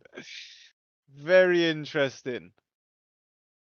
Yeah, I mean, if this is the matchup they go with, I mean, this fight's not gonna last long because Butterbean does not have good stamina at all. If you guys have watched Butterbean, you guys have probably seen, if you guys are in like your mid-20s, like I am, you guys have seen Butterbean just absolutely try to annihilate somebody in the first round and come out in the second round and absolutely be gassed. So he does not have the best stamina, but he does pack a lot of power, and it is gonna be a mirror match here between Suave Jamie and God Ate My Pig. So we're gonna see who gets the job done first here.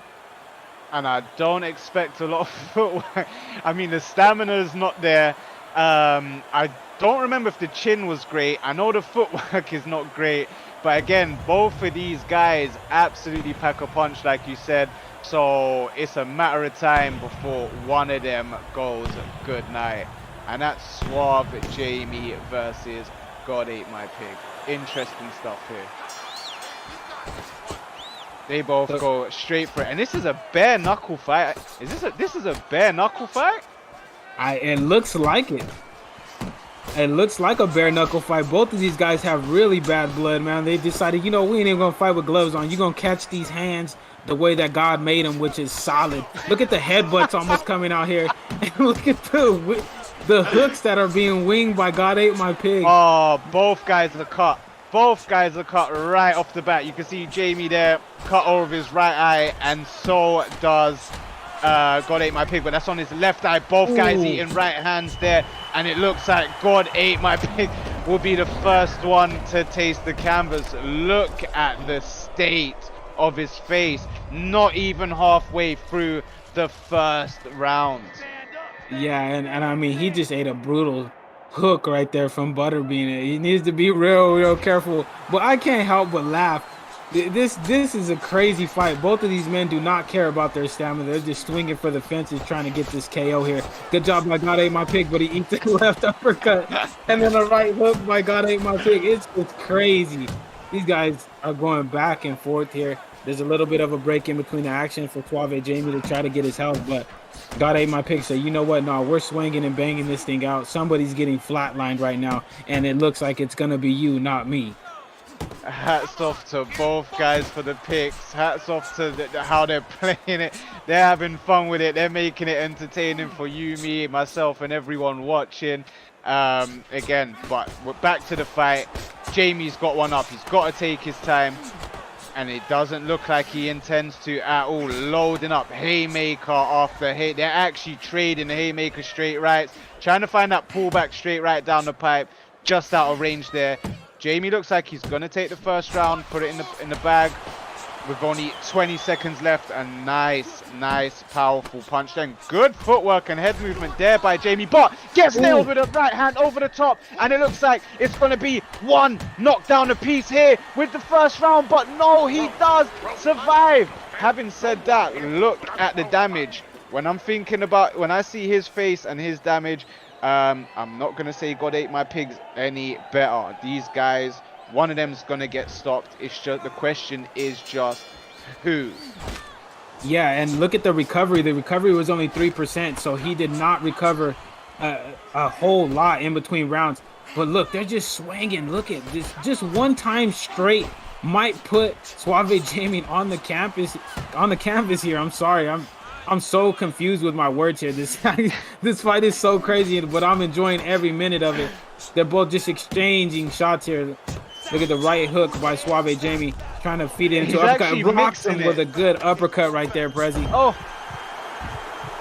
I like the combo that he actually mixed him up with there. It was a nice three-piece combination. So they're throwing reckless, but I like what Jamie's actually thinking about the combinations and finishing it with a haymaker there. And just as he lands that straight right down the pipe, God ate my pig tried to do the cheeky and tried to get the headbutt in, but doesn't actually land. Jamie coming back with his own as the round proceeds. And the referee, I'm sure the referee is watching this one very closely because they're both headbutt in the air right now. This is true, man. This is such an entertaining fight. If this fight doesn't entertain you, I don't know what will, because these guys are just literally throwing hands and seeing which chin holds up the longest and trying to headbutt each other when they get in trouble. But it looks like God ate my pig took a back step, tried to let that health recover. Jamie just still swinging at air, trying to catch God ate my pig as he comes inside. But it's gonna be a super close fight, and I don't know, whoever gets there's another headbutt, and I can't even handle it no more. He's gonna hit the deck. He's and you know what? No, I don't think I would like to see the punch stats. I think there's been 0 body punches thrown. Look, a low blow there. Got it. He's trying to get himself KO. Trying to go for a low blow there. It's a matter of time before someone hits the deck, and look, they're just both loading up, trying to get each other out of there and punching through the guard now, over around the guard by God ate my pig. Wow. Wow, I'm lost for words. Look, you can't even tell what he looks like. I don't even know who that is anymore. His face has changed. I can't even do it, man. It's just such a crazy fight, yo, that it's so funny. Insane stuff here by both guys. They're literally trying to break each other's faces, man. I mean, look at this. These are pure haymakers. Haymakers by both guys, straight right, over the top, right hooks, right uppercuts. Again, right hook over the top, left hook here by God ate my pig. 4 uppercuts on the inside by God ate my pig. Now Jamie coming back with a straight right of his own, missing that straight right. Oh, a massive overhand right there, whiffed by God ate my pig. Suave Jamie trying to pay him back with a straight right of his own. What a fight. I mean, this fight doesn't come down to, there's no need for you to ask me at any point who I think's winning. It doesn't matter who's winning, it's about who actually wins, and that's going to most likely be by way of KO here. Crooks, someone's going to hit the deck anytime soon. Guys, don't blink, don't go put the kettle on, because this one is going to be over in a flash. Yeah, and they're both just exchanging big punches. I don't know what the damage is on God ate my pig, but Suave Jamie had 94. Oh, he headbutted him. Finally, one of them landed. The point's going to be taken, but it doesn't matter because this is not going to go to a decision. Jamie's trying to push the pace, trying to hit God ate my pig with an overhand as he comes in. Good return right there from God ate my pig, but he eats it straight from Jamie. Look at these shots. We can't even tell you guys what shots are landing before another one lands. But it looks like God Ate My Pig is advancing a little bit more, so his damage is probably to a level where he feels comfortable with exchanging with Jamie in the pocket here. Good uppercut by Jamie right there. Good right hook and another headbutt. Another headbutt, one more away from a DQ. And I'll just to elaborate on those headbutts, guys. If you take a headbutt in this game, you actually get damaged. And it looks like the referee is one more point away from getting a DQ, and he has been DQ'd. The referee has seen enough here. I think he actually went for a low blow this time. Suave Jamie wins by way of disqualification. Oh, I beg your pardon. God Ate My Pig. Wow, Jamie's the one that threw the low blow at the end there. God Ate My Pig wins this one by way of disqualification. Yo, this is such an entertaining fight, and it looked like it was going Suave Jamie's way according to the judge's scorecard. I don't know why he felt the need to try to headbutt or throw a low blow. Maybe he felt like the damage was too much, but that's an absolutely crazy fight. A super entertaining fight, and I hope you guys really enjoyed the teammate on teammate violence right there. Absolutely, and it was a weird one. Maybe Jamie felt like he was one or two. He just says, I really hate Max. I think maybe he felt like he was one or two punches away from getting stopped there because of the damage. And again, when you do take headbutts on this game, it can actually open up a cut and add to damage. So again, it may be smart stuff there by God Ate My Pig. And then a bit reckless by Jamie, getting disqualified. Nevertheless, very entertaining fight to watch. Crooks, what can you tell us about the next one? So the next fight is the co-main event, which is going to be 10 rounds in the lightweight division, and it is Dabakin versus T4H Rahan. There's a bitter rivalry between TD and T4H. If you guys are on the Xbox side, you guys know this. Dab said he hates how Rahan plays UFC 4, so he wants to knock him out and Fight Night Champion. But Rahan is a smart fighter of his own. I mean, yes, he does cheese in UFC 4, but when he decides not to cheese and was in the Esports League in the last season that we did, he actually was able to get Romero out of there while playing solid. He wasn't able to use any of his cheesy tactics, and he was able to get Romero out of there. So he is a good player. Let's see how he approaches this fight with Dabakin, because I know Dabakin is an elite striker of his own, and he's gonna bring it to Rahan and try to get him out of there as quick as possible, Prezi. Interesting stuff there. And I wonder if both guys have been practicing behind the scenes, because I'm not sure if Dabakin will sleep peacefully at night if Rahan gets the W here. So maybe this one is going to be a more serious and ferocious fight. As you said, these guys have got bad blood, and I'm looking forward to seeing who both guys opt for and how they go about this this bout here, because as we know, like you said, Rahan is a spectacular clincher in UFC, but this isn't UFC, and there is no exchanging punches in the clinches on this game. So very intrigued to see how this one pans out. And it looks like Rahan's gonna be going for Sweet Pea Pernell Whitaker. I like this pick. I do like this pick. And then you've got Dabakin going for Duran. Absolute legends. Yeah, these two fighters are some of the best of the lightweight division. Pernell Whitaker's reflexes are at 100 in this game, so he's a very, very good counter striker. He moves his head very, very well. So we're gonna see how Rahan is able to utilize that. And Roberto Duran is just what can you say? You don't know. Nothing needs to be said about Duran. We all know how good of a fighter Roberto Duran is. No cap. So we're going to see how both of these men approach this fight, and I can't wait for it to get started here, Prezi. And here we go. First round proceeds. Both guys going toe-to-toe right off the bat. trying to mix up that head and body work there. Nice head movement there by Rahan to kick off with, but good work here by Dabakin as well, just stepping out of range, working that straight right to the body, left hook up top, and trying to again mix up a straight right to the body, but followed by a left uppercut up top, just out of range there for Dabakin. And good stuff here. Rahan just trying to mix it up, trying to work the body punches. Got to step back out of range there when he's trying to whip those straight punches down the pipe, but Rahan on his P's and Q's, trying to keep that footwork going, trying to stay out of Dabakin's range. And we know Dabakin is a spectacular pressure fighter, and he's picked Robert Duran, who's got Dabakin's style written all over him. So Rahan's just got to be smart, and he's got to keep on his P's and Q's defensively and with his footwork. Yeah, and you see Rahan's moving his head a lot. He's taking advantage of those reflex, of that 100 reflex that Pernell Whitaker does have. He's moving his head. He's only throwing 2-punch combinations, not trying to get caught by Duran in any exchange.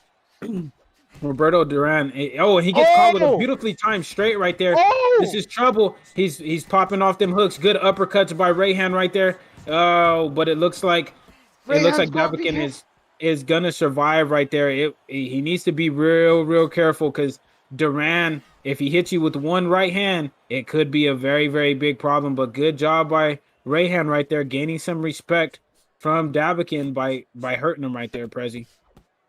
Absolutely, inches away from getting sent to the canvas there. But with that, the flip side is that Rahan nearly punched himself out and gave the opportunity for Dabakin to get him rocked there. But a nice sidestep, left uppercut on the inside there by Rahan. Really using that footwork. It looks like maybe Rahan's been in the lab trying to spar or get some practice in for this evening.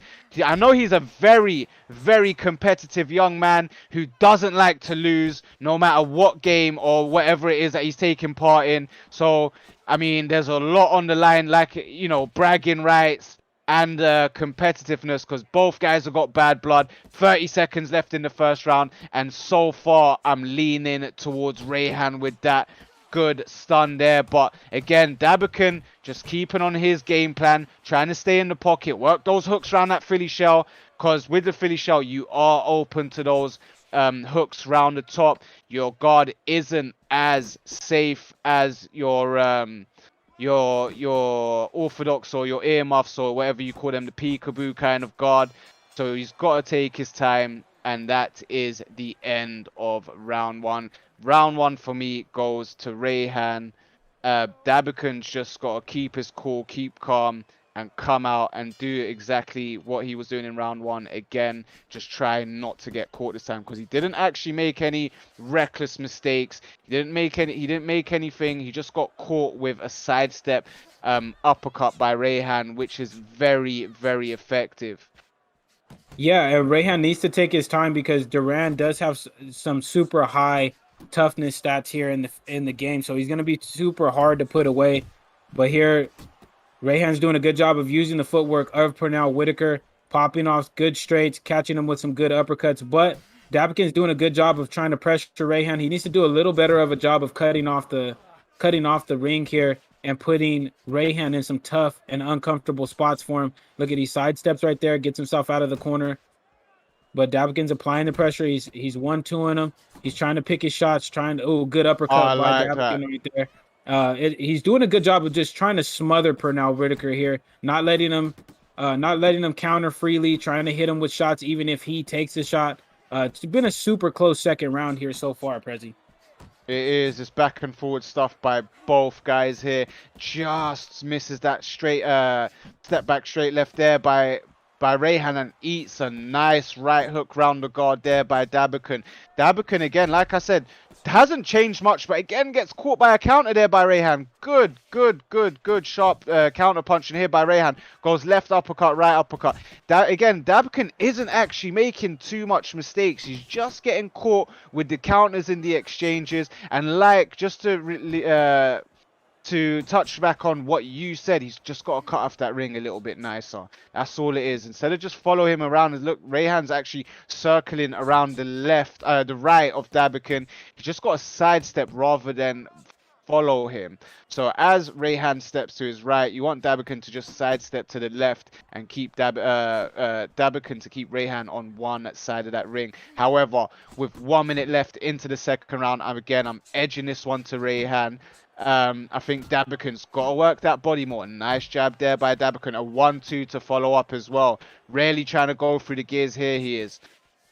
Yeah, he is. Rahan's doing a good job of not taking too much damage from Dabakin, but Dabakin is still in this fight. It's still anybody's fight, but it looks like right now Rahan is getting the better of him in the exchanges. He's countering a little bit better. He lands a good straight left right there. Dabakin's doing a good job of pressuring him here with some good shots, but he hasn't been able to land cleanly. It seems like all of the shots that Dabakin is throwing, they're all being blocked. So he needs to do a little bit of a better job timing the strikes that he's landing. Good uppercut right there by Rahan. And as the round closes, it looks like this round is gonna go in the favor of Rahan here, Prezi. Yes, I do have it 2 rounds to Rahan. You see where that round just ended, where Rahan was standing as that round ended?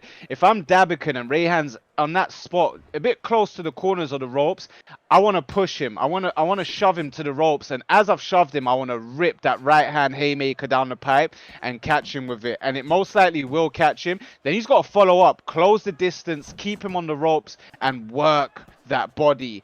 But I think someone's cut here. Just looking at the shorts of Rahan and Dabakin, I can see some blood here, and I'd like to see who is actually cut here, because this could actually change the factor or the momentum of the fight. Especially if it's Rahan that's cut, it's gonna change the momentum with it only being in the 3rd round. And I do believe it could be Rahan that is actually cut here, Crooks. Yeah, and Pernell Whitaker doesn't have the best. Doesn't have the best swelling stats in the game. So if he keeps taking repeated punches to that, it's gonna close up fairly quickly. Look at Dabakin popped off a good uppercut right there, and now he's putting him up against the ropes. He's trapping Rahan a little bit better. He's starting to cut the ring off a little bit better than he has been in the past 2 rounds. Good uppercut right there. Good body work from Rahan. Good hook by Dabakin. Good body jabs and straights by Rahan right there. The action is starting to pick up a little bit more in this 3rd round, but Dabakin's doing a much better job of landing at a higher rate than he has in the past 2 rounds here, Prezi. He really is finding a home for that uppercut there a few times, Crooks. Dabakin just got to keep doing what he's doing. And like you said, I like how he's cutting off the ring, but just letting Rahan actually hold the middle here. Got to push him back. Got to cut off the ring like he was doing about 20-30 seconds ago. And keep the pressure piling onto Rahan. Got to work that body. Still plenty of time left. I do believe both guys' staminas are pretty even, because Rahan hasn't had a low output. He's been made to work here. He might be winning the rounds, but he has been made to work. And you know what? Having a closer look at his eye, Crooks, I do believe it could be Rahan that's cut, but I'm having a closer look at Dabakin as well. I'm not sure if he's got some swelling or a cut over the top of his right eye. I really want to see this in between rounds. Again, it can change the momentum of the fight, but nevertheless, both guys trading in the middle of the ring here. Hook for hook by Rahan to the body, and Dabakin just trying to stay on his toes here. Yeah, and it kind of looks like Rahan might have a cut on his left eye, but I'm not really too sure. He at least has some swelling right there for sure. But Rahan's doing a good job of hitting those body hooks to the body. Dabakin is responding now. Oh, beautiful uppercut right there by Dabakin. Good body work right there. Good uppercut by Rahan, but a response from Dabakin to the body. Good uppercut right there by Rahan. It's a very close round, and it could honestly go either way. Who would you give this round to, Prezi? I honestly, I couldn't argue if you was to give it to either one. Again, very close round there. It looks like on the unofficial scorecards, Teddy's scorecard there, you have it 3 rounds to Dabakin. And just paying attention to both fighters in between rounds, Rahan has actually got that cut on his eye. And that is not good news, because that is going to open up, the damage is going to start accumulating, and it might take him off his game plan, where he's going to start boxing reckless and trying to find a stoppage himself here, and might pay the price of getting stopped here by Dabakin. Dabakin not changing much, really doing well cutting off the ring, and got to work that body nice. He's still finding those hooks. He's still finding the home for those uppercuts, doing a good job of mixing up the body and head work and keeping the pressure all on Rahan. It's interesting how the judges do have it 3 rounds, when I initially gave the first 2 rounds to Rahan, to be honest with you. Yeah, and it looked like it was the case, because Rahan was landing a lot of the cleaner shots, but judges tend to be a little bit shifty, as we learn in the MMA community. They're also that way in boxing, so you never know. You really don't want to leave it up to the judges unless you absolutely have to. But Dabakin is doing a much better job of landing cleaner shots in the last 2 rounds. Almost takes an uppercut right there to the body from Rahan. Good straight left right there by Rahan. He's controlling the middle of the octagon, or the middle of the ring, a lot better than he has in the past. He's not just backing up.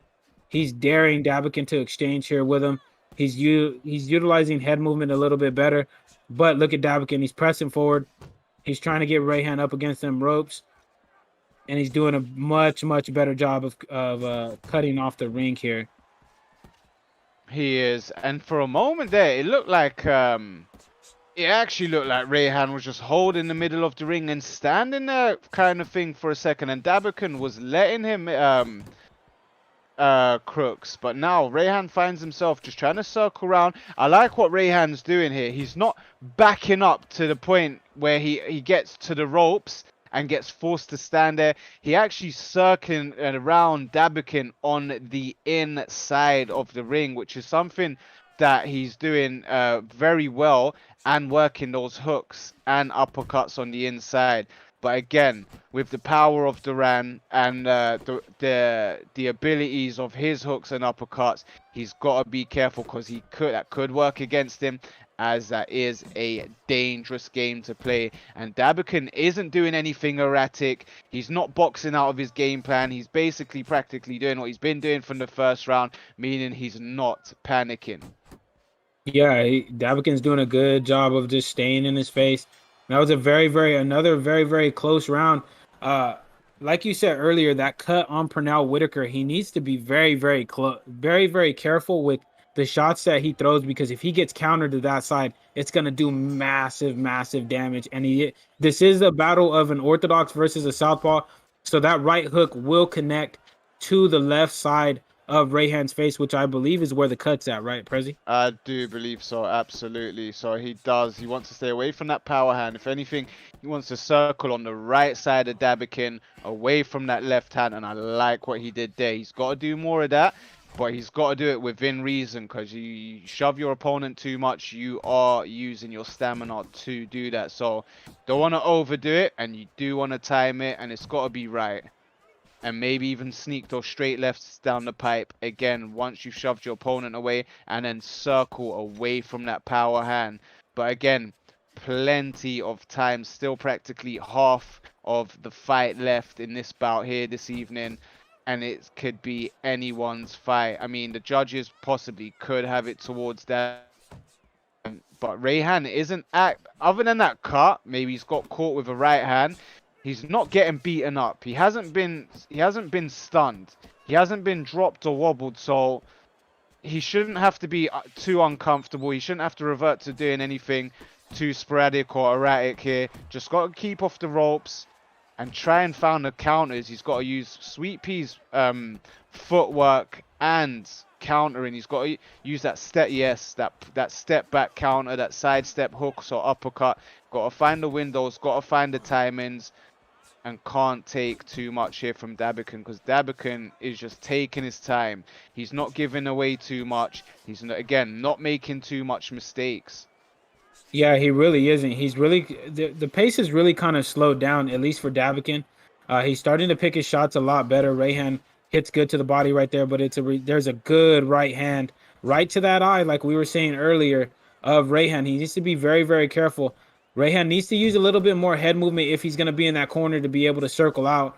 Pernell Whitaker, like we said, has those good reflexes. His head movement is at 100 in this game, so he needs to do a better job of staying off of there. But Dabakin is pressing the pace. He's ripping off those right hands straight to that injured eye. There's another beautiful hook right there that's going to do massive, massive damage to that eye that we've been talking about this entire fight.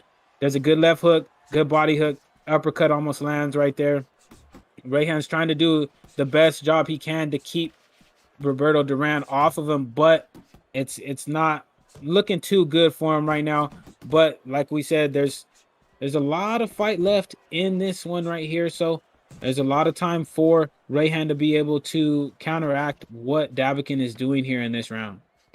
There is, Crooks, absolutely agree, but you can just feel the momentum shifting towards Dabakin's way. So if he starts getting in his stride, in his rhythm, that confidence is going to build up, and he's really going to start to go to work there. As you can see, it's that left cheek of Rahan that's cut. I'm guessing that damage is pretty high as well. His output's been high, so I can't see a big difference with the stamina game. He's just got to keep cool. He's got to find some sort of power punches or significant punches here to land on the exchange or in a counter. But again, Dabakin's just not giving him anything. Well calculated stuff here from Dabakin, standing in front of him, making him miss and making him pay. Yeah, he is. Like you said, the momentum is really shifted, has really shifted Dabakin's way. He's starting to take control of the way that this fight is going. He's putting some good damage on Rahan here. Rahan's trying to control the middle of the ring here, but Dabakin takes it right back and is backing Rahan up, trying to get him against those ropes so he can unload on him. Good right and left hook right there by Dabakin. Good body shots by Rahan. Catches him with a good rear uppercut right there, does Rahan. Good, another one. He's starting to land those with a little more regularity, and he's aiming for him a little bit more. Good lead uppercut by Rahan. Good body shot by Dabakin. Ooh, another uppercut right there. Man, Rahan is starting to find a home for this uppercut that he just repeatedly throws because he knows that Dabakin is shifting down to the body. Dabakin needs to stop going there for a little bit or change up. Oh, he hits him with a good uppercut. Stuns Rahan. He's got him all in trouble here. He's trying to go and trying to get him with knockout. Oh, good step back straight right there by Rahan. This is absolutely starting to turn into a barn burner of a fight here. Both of these guys are trying to get each other out of here as soon as possible here, Prezi. Absolutely. Just when you thought Rahan was going to be on the edge of getting put on the canvas, fires back a straight left down the pipe counter and makes Dabakin think twice about really trying to throw the firepower he's got to put him down on the canvas. But just looking at that sidestep there actually tells me Rahan's stamina is not looking too shabby right here, and those body shots are starting to wear him down, and you can see it there. He's clinching for dear life. I'm telling you now, Rahan is in a bit of trouble here. He's in a bit of a hot bother. He's really feeling the pace. I can tell you that body language is telling me the stamina is very, very low compared to Dabakin. Dabakin's been working a game plan and executing it very well with the pressure, staying in front of him, and clean combinations. Now, in this spot, if I'm Rahan, at one point I would have liked to mix up 3-4 punch combinations, but that's going to be hard to do if the stamina is where I think it's at for Rahan because of the sidestepping, because of the shoving, and the body punches accumulated by Dabakin. He's really got to find... Look, you can see it there. See how he stumbled at the end of that round? That means Rahan's stamina is low. It's not where you want to see it. He's got to find a clean counter punch here. Otherwise, Dabakin is really going to start going through the gears here from round 7 onwards, Crooks.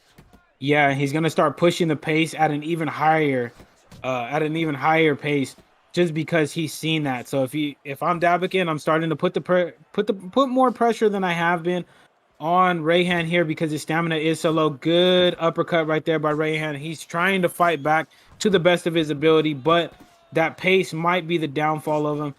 He's been eating a lot of shots to that injured side of that injured eye that he has a cut on. There's a good left hook right there by Dabakin on the exchange. Good uppercut right there. A good lead body shot by Rahan. And Dabakin is just starting to find his rhythm. He's starting to land a lot more than he has in the past rounds, and just really looking to really try and get Rahan out of here as soon as possible. Rahan is starting to have his backup to the ring a little bit more often than he has in the past here, and the momentum is all in the favor of Dabakin. He catches him with a good right hook and puts him down to the canvas right there, Prezi. Flash knockdown. Well, the good news is it's not going to take much out of him to get him back up, because it is a flash knockdown. However, his head health overall is looking bad, and his stamina is in bad shape. He's been eating head and body punches. It's just a matter of when and how is Dabakin going to try step up the gears to get him out of there. And if he's going to be reckless with it, it's the question is Rahan going to pull a shocker of a counter punch to get the KO over Dabakin? I like what he tried to do there, but just out of range for Rahan.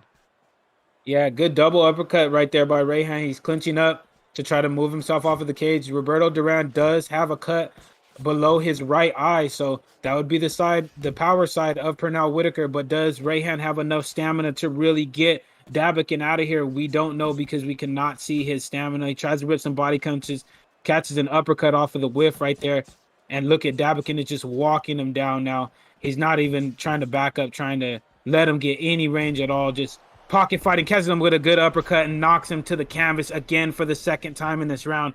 Is Rahan gonna be able to recover here, Prezi? I tend to think not.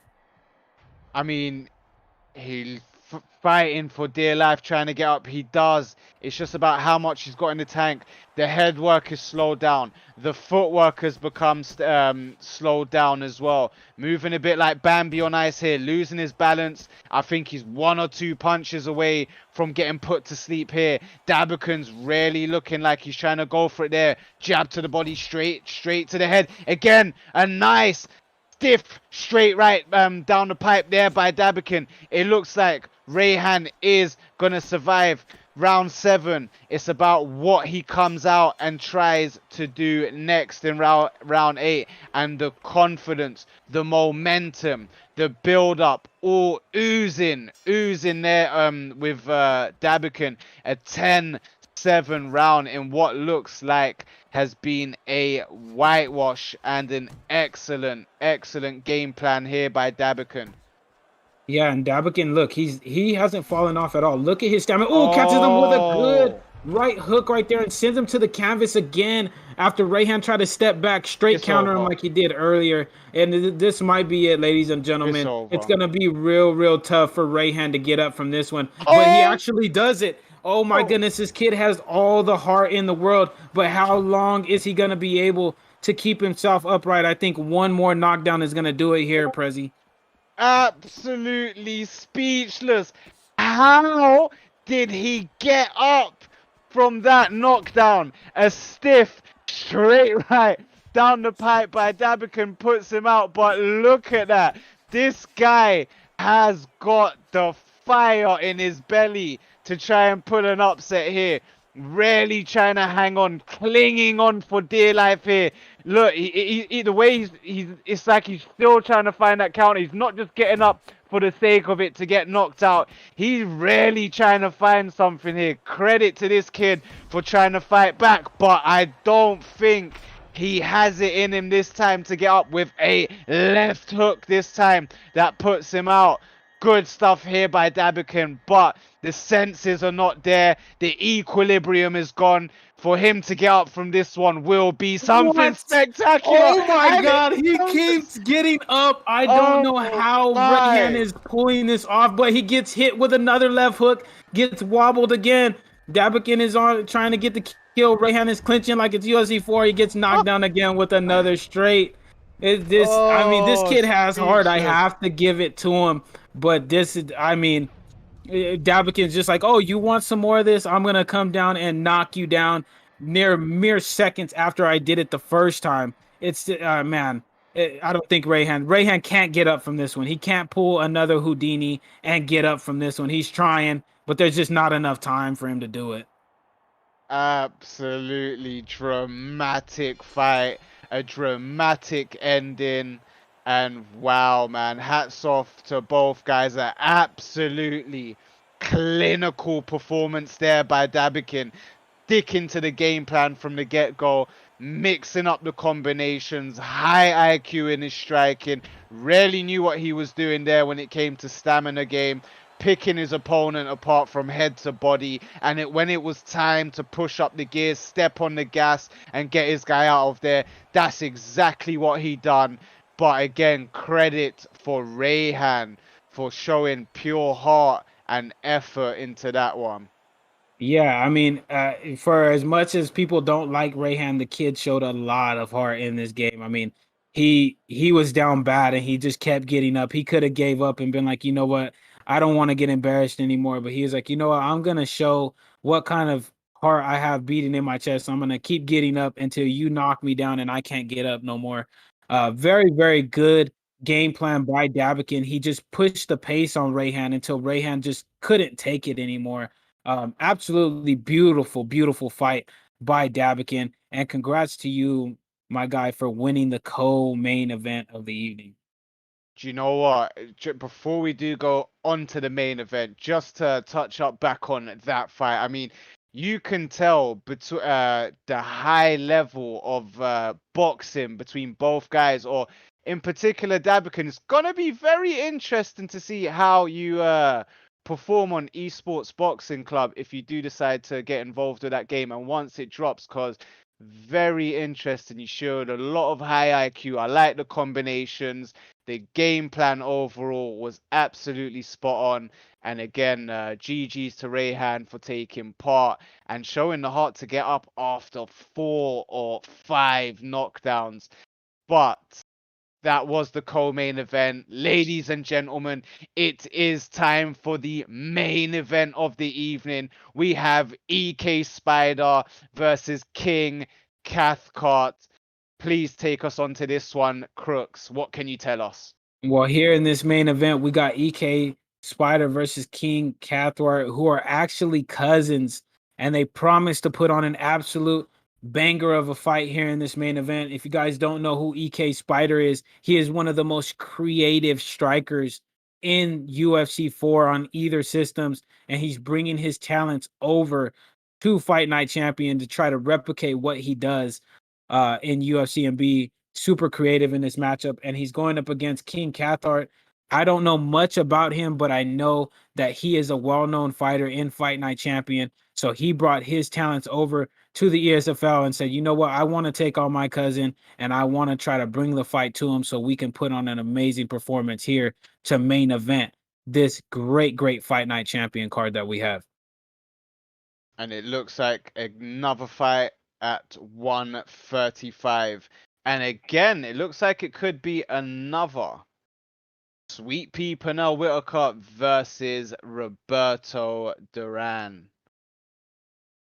Yeah, and he's gonna try to change the outcome that we had from the last fight is Spider, but it's a tough, tough matchup for Pernell Whitaker because Roberto Duran is so tough and he hits so hard. But Spider knows what he's doing. He chose Pernell Whitaker. He's gonna try to use those 100 reflex skills that Pernell Whitaker does have to try to get a victory in this matchup here, President. Absolutely, guys. Sit back and enjoy this one. This is the main event of the evening in a 12-round bout. Now the bell goes, the referee waves it on. Both guys meet in the middle of the ring and exchange punches. There will be no feeling out in this fight. They're not ready to put their to set a slow pace or figure out anything. They're going straight for it here. Sweet Pea rarely going for it. Straight left, right up. I love these combinations.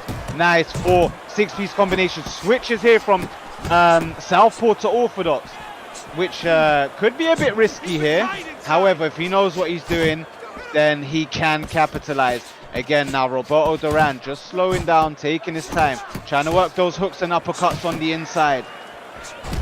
Yeah, this is a super fast-paced fight, and Spider did switch to orthodox. Now he's in southpaw. When he switches, I think it's because he wants that power hand to be his jab side, which it's pretty smart. It's giving Cathcart different looks at what Spider's trying to bring. He does that in UFC as well. I don't know how well that's going to translate here to Fight Night Champions, but you know, Cathcart's just pushing the pace here.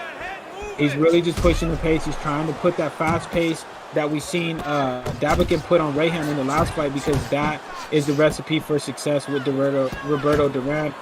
He's landing good strikes, but so is Pernell Whitaker here. Good hook right there, good evasion right there by EK Spider. Super fast-paced fight. Oh, he gets knocked down right there, Prezi. Left hook. I believe that's EK Spider's Whitaker is down on the canvas. Can you just correct me if I'm wrong? It is EK Spider that is Whitaker, right? Yes, he is. Wow. Just when you thought he was going to put on a performance here, gets floored early. Well, sorry, I beg your pardon, late into the first round. That head health isn't looking good. He's got a cut. His face is looking pretty damaged. He's wearing those punches. And he is standing in, he's playing this very risky. He's actually trying to prove a point. Eats a stiff right hand there on the closing stages of this round. He's got to be careful because King is really loading up those hooks. Not only is he loading them up, he is landing them. Look at the damage on Spider's face. Looks like he's been through a 12-round war, and it's only gone one. Gotta be careful here, Crooks.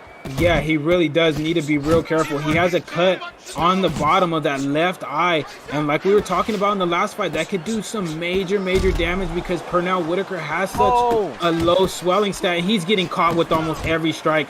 Cathcart knows that Spider is wilting here. He's trying to put the pressure on, trying to get him to break.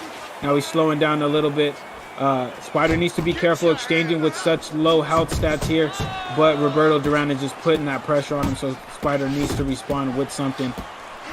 This is just a crazy fast-paced fight that King is putting on EK Spider here, Prezi. Absolutely, but Crooks, the thing is, with Spider, he's actually trying to use his head movement. However, he's mistiming it and slipping into the punches that King's actually throwing. So it's a bit of a headache here. And I mean a headache as in he's actually getting rocked by these punches here by King. And a swift, nasty right haymaker uppercut there by King. Oh man, both guys trading in the center of the ring here. I like that there. That was nasty. Punch, left hook, sends Spider to the canvas again. Can he get up this time? He's looking in bad shape. And if he does, what can he do to turn this fight around, Crooks? He needs to utilize that head movement and really slow the output that he's putting out, because he just got caught with a nasty left hook right there by Roberto Duran. He's in all sorts of trouble. Good body shot into a hook right there. He's able to avoid that uppercut that he's been hit with so much in this fight already. But Roberto Duran smells the blood. King is trying to get Spider out of here as quick as possible. Spider with a good uppercut, step off uppercut right there. Good left hook. Good left hook to the body. Oh, he stuns him. He's hurt. He's hurt. Can he get it? He's got to be careful. Left hook on the inside. There. Drops King this time. Get an exchange. That just gets there before King can let go of that right hand. Lovely, beautiful stuff here by Spider. Is this the beginning of a turnaround in a dramatic fight, which has only gone 2 rounds? Spider's got to take a deep breath. He's got to take his time, stay composed, because don't forget, he has got a cut. He is wearing the damage that King is putting on his face. However, a good momentum build up for here. He's just got to capitalize on it. Both guys going back to war, wasting no times and whiffing punches here, throwing everything but the kitchen sink in this fight. With 2 minutes and 22 seconds left in the third round, both guys exchanging that firepower. Oh, a good body shot there by King. Really feeling the pace here, Spider is. Yeah, he really is, and he's utilizing that head movement to perfection. Is Spider? He's throwing everything but the kitchen sink, not but the kitchen sink, everything and the kitchen sink at King here, but King's taking it, exchanging back. Another good uppercut by King right there. Good left hook, right hook, good uppercut by Spider. He's trying to press Spider back up to the cage. Spider switches back to southpaw right there. But these guys are just fighting at an incredible pace here, and any one of them can go to sleep at any moment here, President. Absolutely, and you can just feel the impact of those haymakers. These guys are connecting. These are haymaker punches, and you can really feel the impact in them. It can literally, at any moment, in a blink of an eye, this fight can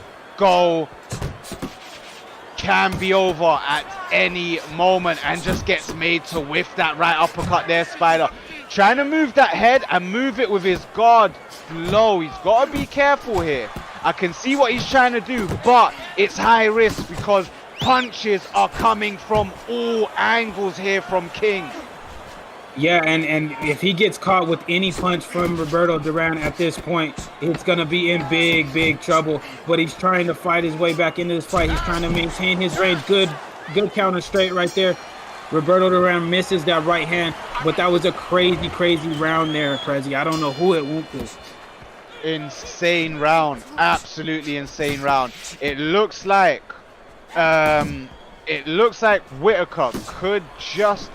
I beg your pardon, sorry. With the knockdown, With the knockdown, it looks like Spider's actually pulled this fight into an even scorecards here, as King has 1 or 2 rounds, but a straight right nails him right on the button, and it looks like he goes with a 1-2-1-2 down the pipe and knocks Spider down again in this fight, and he is going to struggle to get up with the amount of punches he's accumulated throughout this fight. However, he does find himself to his feet. Can he pick himself up and reset himself and actually pull something back? Because the momentum and the confidence that's building up within King, he's just not backing up. He's looking to put the pressure on. He's looking to bring the firepower and take Spider into deep waters here in round 4. Yeah, and he's doing a good job of pressing the pace. King is like, look, you know what? You want to exchange here in the middle of the ring? We can do this because I have the better puncher here. But Spider's doing a good job of moving that head again. He's landing shots of his own, but it might be a tall task for him to try to get Roberto Duran out of here, because Roberto Duran does have very good strength, as well as he's a tough and durable fighter. This round is so back and forth, but the momentum is still in favor of King here. He's landing good shots right here. Good left hook, good right hook by Spider right there. Ooh, good whiff. Was able to make Duran whiff right there. Good uppercut by Duran. And man, these guys are just going tit for tat, shot for shot here, Prezi. Stiff jab on the inside there by Spider. I mean, non-stop action here, non-stop war. I mean, this is just a recipe for a barn burner in this main event of the evening, with only 5 seconds left in the into the 4th round. And look at the damage on King's face. I mean, he might be winning the rounds. He might have got the knockdowns, but he is hurt here. Both guys are hurt. He can't get reckless. He can't make any mistakes, because if Spider finds something here and opens up that cut even more, the doctor or the referee could be intervening to step in here, and a nice counter right uppercut on the inside. Just whiffs there, Spider. Gotta be careful. Can I say take your time? No, because both guys are doing everything but taking their time, trading punches, going to war on the inside, absolutely unloading everything in the artillery here into this main event. Really entertaining the fans. Everyone's excited. Everyone is on their feet, You can hear the excitement. You can feel the electricity. It's just a matter of time before someone capitalizes here, Crooks. Yeah, and Spider is landing a lot cleaner shots than he has in the past couple of rounds. It looks like the momentum is starting to shift into his favor as they both are landing. He's landed some really good uppercuts, good head movement right there. Tries to shoot with an uppercut right there, but that's not happening. Good uppercut by Spider right there. Cracks clean right there. Good, hits him with a good hook, and is trying to circle off of the ropes right there. But this is going to be a very, very tough fight for either one of these guys to really put each other out here, Prezi. But they're both trying to do so. I can see what Spider's trying to do. He's trying to just be out of range, land those straight punches. But gets nailed with a right hand. Oh my! Stiff right hand as he tries to throw that right uppercut of his own. And I can tell you, I don't think he's getting up from that. The power, the ferocity, and the absolute fire behind that punch could be it. But no, he absolutely refuses to lose, gets back to his feet. He does believe he can pull this fight, the W out in this fight, because don't forget, Duran is hurt. He's got a nasty gash on his face, and if Spider can really go to work on that cut, he can get the referee or the doctor to stop this fight. However, in between rounds, you can tell he's feeling the pace. He's hurting there as well. His equilibrium is going, and he's got a cut on his eye as well, Crooks. Yeah, and you could see, but the good thing for Spider is that he was able to get that 10% recovery there in that round for being so effective with his own punches. But he stunned him with a good right hand. He knocked him down with a good straight. Is this it? Is Spider going to be able to get the victory here? This would be a heck of a comeback here by Spider. Oh, look at that straight right. Beautiful combination. Knocked him down. Jab, left hook, straight right. Love the combination and the setup there by Spider, but I have lost count how many knockdowns have taken part in this fight with only halfway into the fight. Both guys have been trading knockdowns. Guys, my scorecards have gone in the bin. I don't see the score. He's blocked again. Oh my, can he survive? Spider, back and forward. Hit him with a good hook. Oh my days. Is he gonna get up from this one? He is. This is crazy. Insane, Crooks. Absolutely insane. If you're not entertained by this fight, I don't know what you guys are watching. Spider is trying to make an improbable comeback. Good uppercut right there. And he's doing this from orthodox, which is not Pernell Whitaker's stance normally. So it makes it even a lot better than it would be if he was standing in southpaw. Good uppercut by Spider right there. Roberto's trying to get the damage back, but it's not looking too good for him right now with the momentum. Good straight lead hook by Spider right there. He's trying to push the pace here, Prezi. Can he get this finish here in this 6th round? Who's he talking about? I can't. Both of these guys, any of them can get the finish at any time. A nice right hook there. Honestly, I'm completely lost here for words. I mean, both guys are wearing so much damage, so much cuts and swellings. These punches are landing through the guards. These punches are getting around the guards. Hook for hook, uppercut for uppercut. It's a matter of time before someone... he stunned him again. Rocked right at the end of round 6 here. Wow. Look at the recovery, the 11% recovery by Spider right there, because he was able to stun and knock down Roberto Duran twice in that round. But this fight is far from over. He is still in a lot of danger. Roberto Duran can just hit you with one shot and can really do massive damage. Good head movement by Spider. Good left hook right there. Good body shot. Oh, he hurts him. He hurts him. Good straight right there. It's all he's getting past that.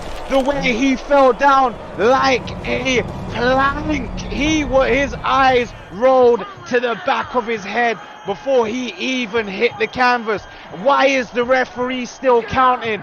This fight is over. It should have been called off the second that punch landed, yet the referee is still counting. What a fight and what a finish. This has got to be fight of the evening. That was an absolutely crazy fight. Back and forth. You want to talk about the definition of an instant classic?